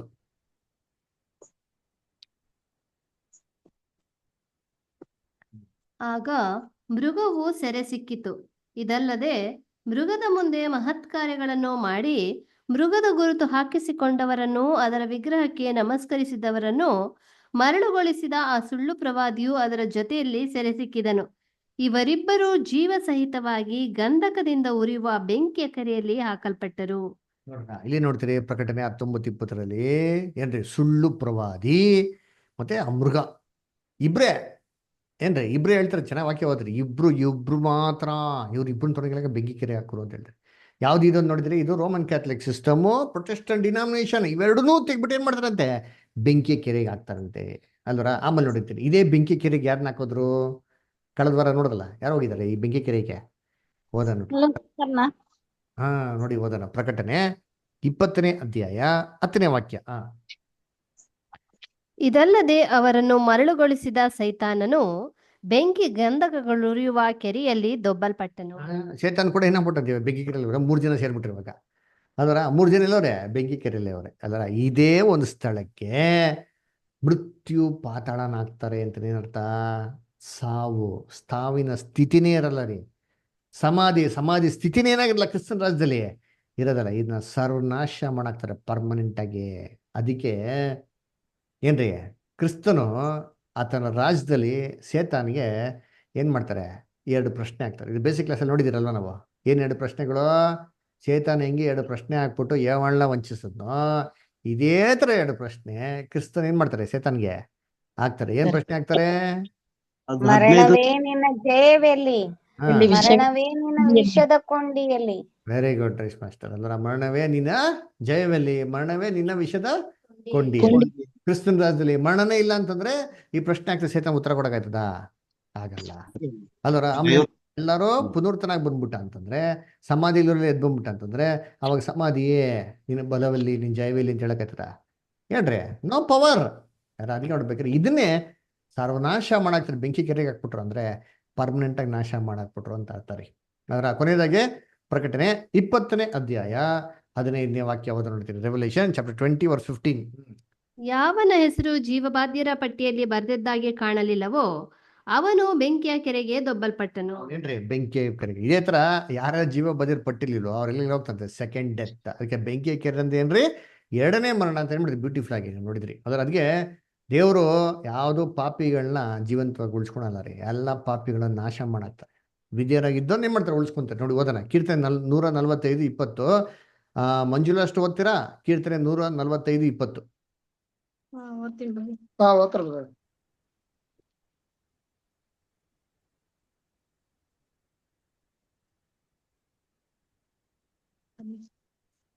Psalms 145:20 sister. ಯೆಹೋವನು ತನ್ನನ್ನು ಪ್ರೀತಿಸುವವರೆಲ್ಲರನ್ನು ಕಾಪಾಡುತ್ತಾನೆ. ಆದರೆ ಎಲ್ಲಾ ದುಷ್ಟರನ್ನು ಸಂಹರಿಸುತ್ತಾನೆ. ನೋಡ್ರ ಎಷ್ಟು ಕೂಡ ಎಲ್ಲ ದುಷ್ಟರು ಏನ್ ಮಾಡ್ತಾರೆ, ಸಮರ್ಸ್ತಾರೆ. ಅದರ ಇನ್ನೊಂದು ವಾಕ್ಯ ಓದೋಣ, ಕೀರ್ತನೆ 9:17. ಲಿಖಿತ ಓದ್ತೀರಾ? ಲಿಖಿತ ಸಿಸ್ಟರ್, ಕೀರ್ತನೆ 9:17. ಹಾ ಬ್ರದರ್. ಹ್ಮ್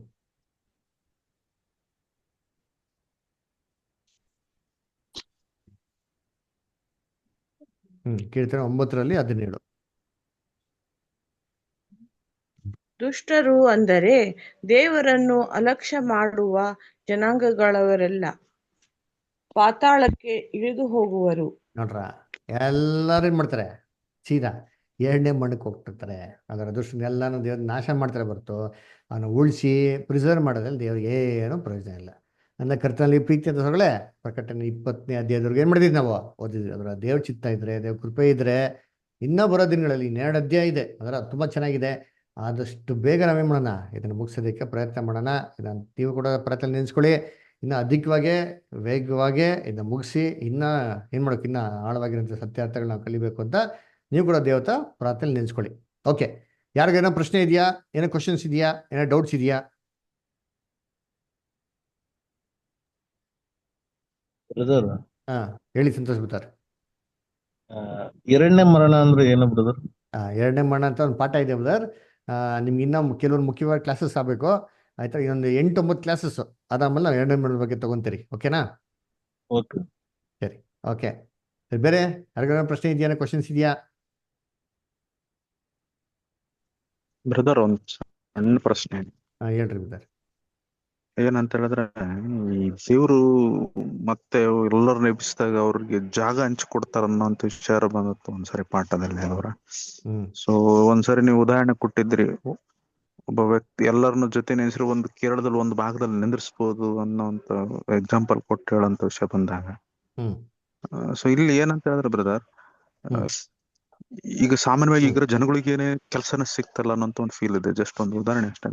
ಅಷ್ಟು ಸ್ಟ್ರೈಕ್ ಮಾಡ್ತಾರ, ಇದನ್ ಮಾಡ್ತಾರ. ಅವ್ರಿಗೆ ಈಗಿನ ಸಿಚುವೇಶನ್ ನಮ್ಮ ಕರ್ನಾಟಕ ಕಾಲದಲ್ಲಿ ಎಬ್ಬಿಸಿಬಿಟ್ಟಾಗ ಎಲ್ಲರೂ ನಿಂತ್ಕೊಂಡಾಗ ಎಲ್ರಿಗೂ ಏನು ವ್ಯವಸ್ಥೆ ಯಾವ ತರ ಅನ್ನಂತದ್ದ ಒಂದು ಜನರಲ್ ಕ್ವಶನ್ ಬ್ರದರ್ ನನಗೆ. ಅವ್ರೆಲ್ಲ ಹೆಂಗ್ ನಿಭಾಯಿಸ್ತಾನೆ, ಅವ್ರ ಆಲೋಚನೆಗಳನ್ನ ಹೆಂಗ್ ನಿಭಾಯಿಸ್ತಾರ ಅಂತ ಅಷ್ಟೇ. ಅದಕ್ಕೆ ರಾಜಾದಿ ರಾಜ ಇರೋದು ಯಾರು? ಕರ್ತಾದಿ ಕರ್ತ ಯಾರದು? ಜ್ಞಾನಿ, ಸರ್ವಜ್ಞಾನಿಯಲ್ಲಿ ಸರ್ವಜ್ಞಾನಿ. ಮತ್ತೆ ಅಲ್ವರ ಏನ್ರಿ, ಸರ್ವಾಂಗದಲ್ಲಿ ಮನೋರನೋ 10,000 ಜನ ಧ್ವಜಪ್ರಾಯನೋ ಅವ್ರ ಆಡಳಿತ ವಹಿಸ್ಕೊಂಡಿರ್ಬೇಕಾರೆ ಆತನ ಭುಜದ ಮೇಲೆ ಆಡಳಿತ ಇರ್ಬೇಕಾರೆ ಎಲಾನ್ ಮಸ್ಕು ತರ ಏರೋಪ್ಲೇನ್ ಕಟ್ಬಿಟ್ಟು ಮಾರ್ಸ್ಕ್ ಹೋಗೋಣ ಅಂತ ಪ್ಲಾನ್ ಮಾಡಲ್ಲ. ಅವ್ರೇನ್ ಮಾಡ್ತಾರೆ, ಭೂಲೋಕದಲ್ಲಿ ವ್ಯವಸಾಯ ಮಾಡ್ರಪ್ಪ, ಹೊಟ್ಟೆ ತುಂಬ ಊಟ ಮಾಡ್ಕೊಂಡು ಚೆನ್ನಾಗಿರೋ ತಿನ್ರಪ್ಪ, ನೀವು ಯಾವುದೋ ಹುಳಕ್ಕೆಲ್ಲ ಔಷಧಿ ಹೊಡಿಬೇಡಿ, ಹುಳಾನೇ ಇರಲ್ಲ ದೇವರಾಜ್ಯದಲ್ಲಿ, ವಿತೌಟ್ ಎನಿ ಪೆಸ್ಟಿಸೈಡ್ ಇನ್ಫೆಕ್ಟಿಸೈಡ್ ಬಂದ್ಬಿಟ್ಟು ನೀವು ಆ ಒಳ್ಳೆ ಆಹಾರ ತಿಂದು ಗಟ್ಟಿ ಮುಟ್ಟಕ್ಕೆ ಚೆನ್ನಾಗಿರ್ರಿ ಅಂತ ಹೇಳ್ತಾರೆ. ಅವಾಗ ಮನುಷ್ಯ ಚೆನ್ನಾಗಿರ್ತಾನೋ ಇಲ್ವೋ? ಇವಾಗ ನಾವೆಲ್ಲ ಕಷ್ಟಪಡೋದೀನಿ, ಕಷ್ಟಪಡ್ತೀರಿ, ಏನ್ ಪಾಡು? ಹೊಟ್ಟೆ ಪಾಡು. ಅಂದ್ರೆ ಮತ್ತೆ ಹೊಟ್ಟೆನೇ ಇಲ್ಲ ಖರ್ಚು ಯೋಚನೆ ಮಾಡಿ ಎಷ್ಟು ಊಟ ಇದನ್ನೇ ದೇವರಾಜ್ಯದಲ್ಲಿ ವ್ಯವಸ್ಥೆ ಮಾಡೋದು. ವ್ಯವಸ್ಥೆ ಮಾಡ್ಬಿಟ್ರೆ ಎಲ್ಲಾ ಪ್ರಾಬ್ಲಮ್ ಸಾಲ್ವ್ ಬ್ರದರ್. ಕಳ್ತನ, ಮೋಸ, ವಂಚನೆ ಇವೆಲ್ಲಾ ಮಾಡೋದು ಮನುಷ್ಯ ಹೊಟ್ಟೆ ಪಾಡಿಗೆ. ಆಮೇಲೆ ಕಾಯಿಲೆ ಇಲ್ಲ ಅಂತಂದ್ರೆ ಅರ್ಧಕ್ಕರ್ಧ ಪ್ರಾಬ್ಲಮ್ ಸಾಲ್ವ್.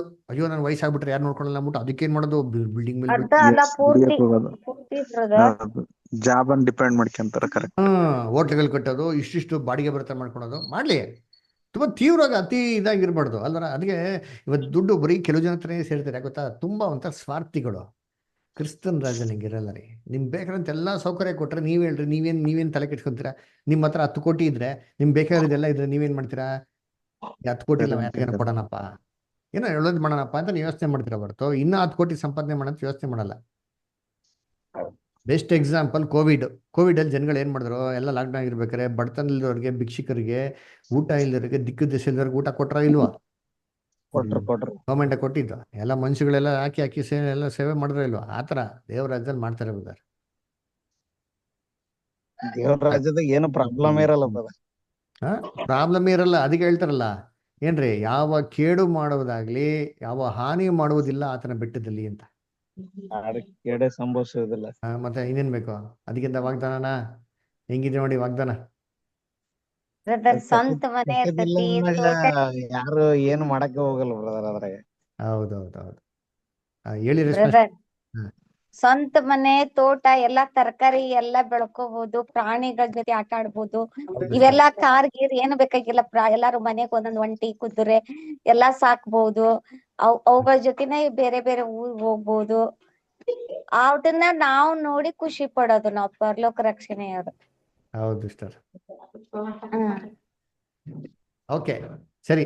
ಹಂಗಾರೆ ಒಂದು ಪ್ರೇಯರ್ ಮಾಡಿ ಕ್ಲೋಸ್ ಮಾಡೋಣ. ಓಕೆನಾ ಎಲ್ಲರೂ? Okay okay brother. ಸರಿ, ಓಕೆ.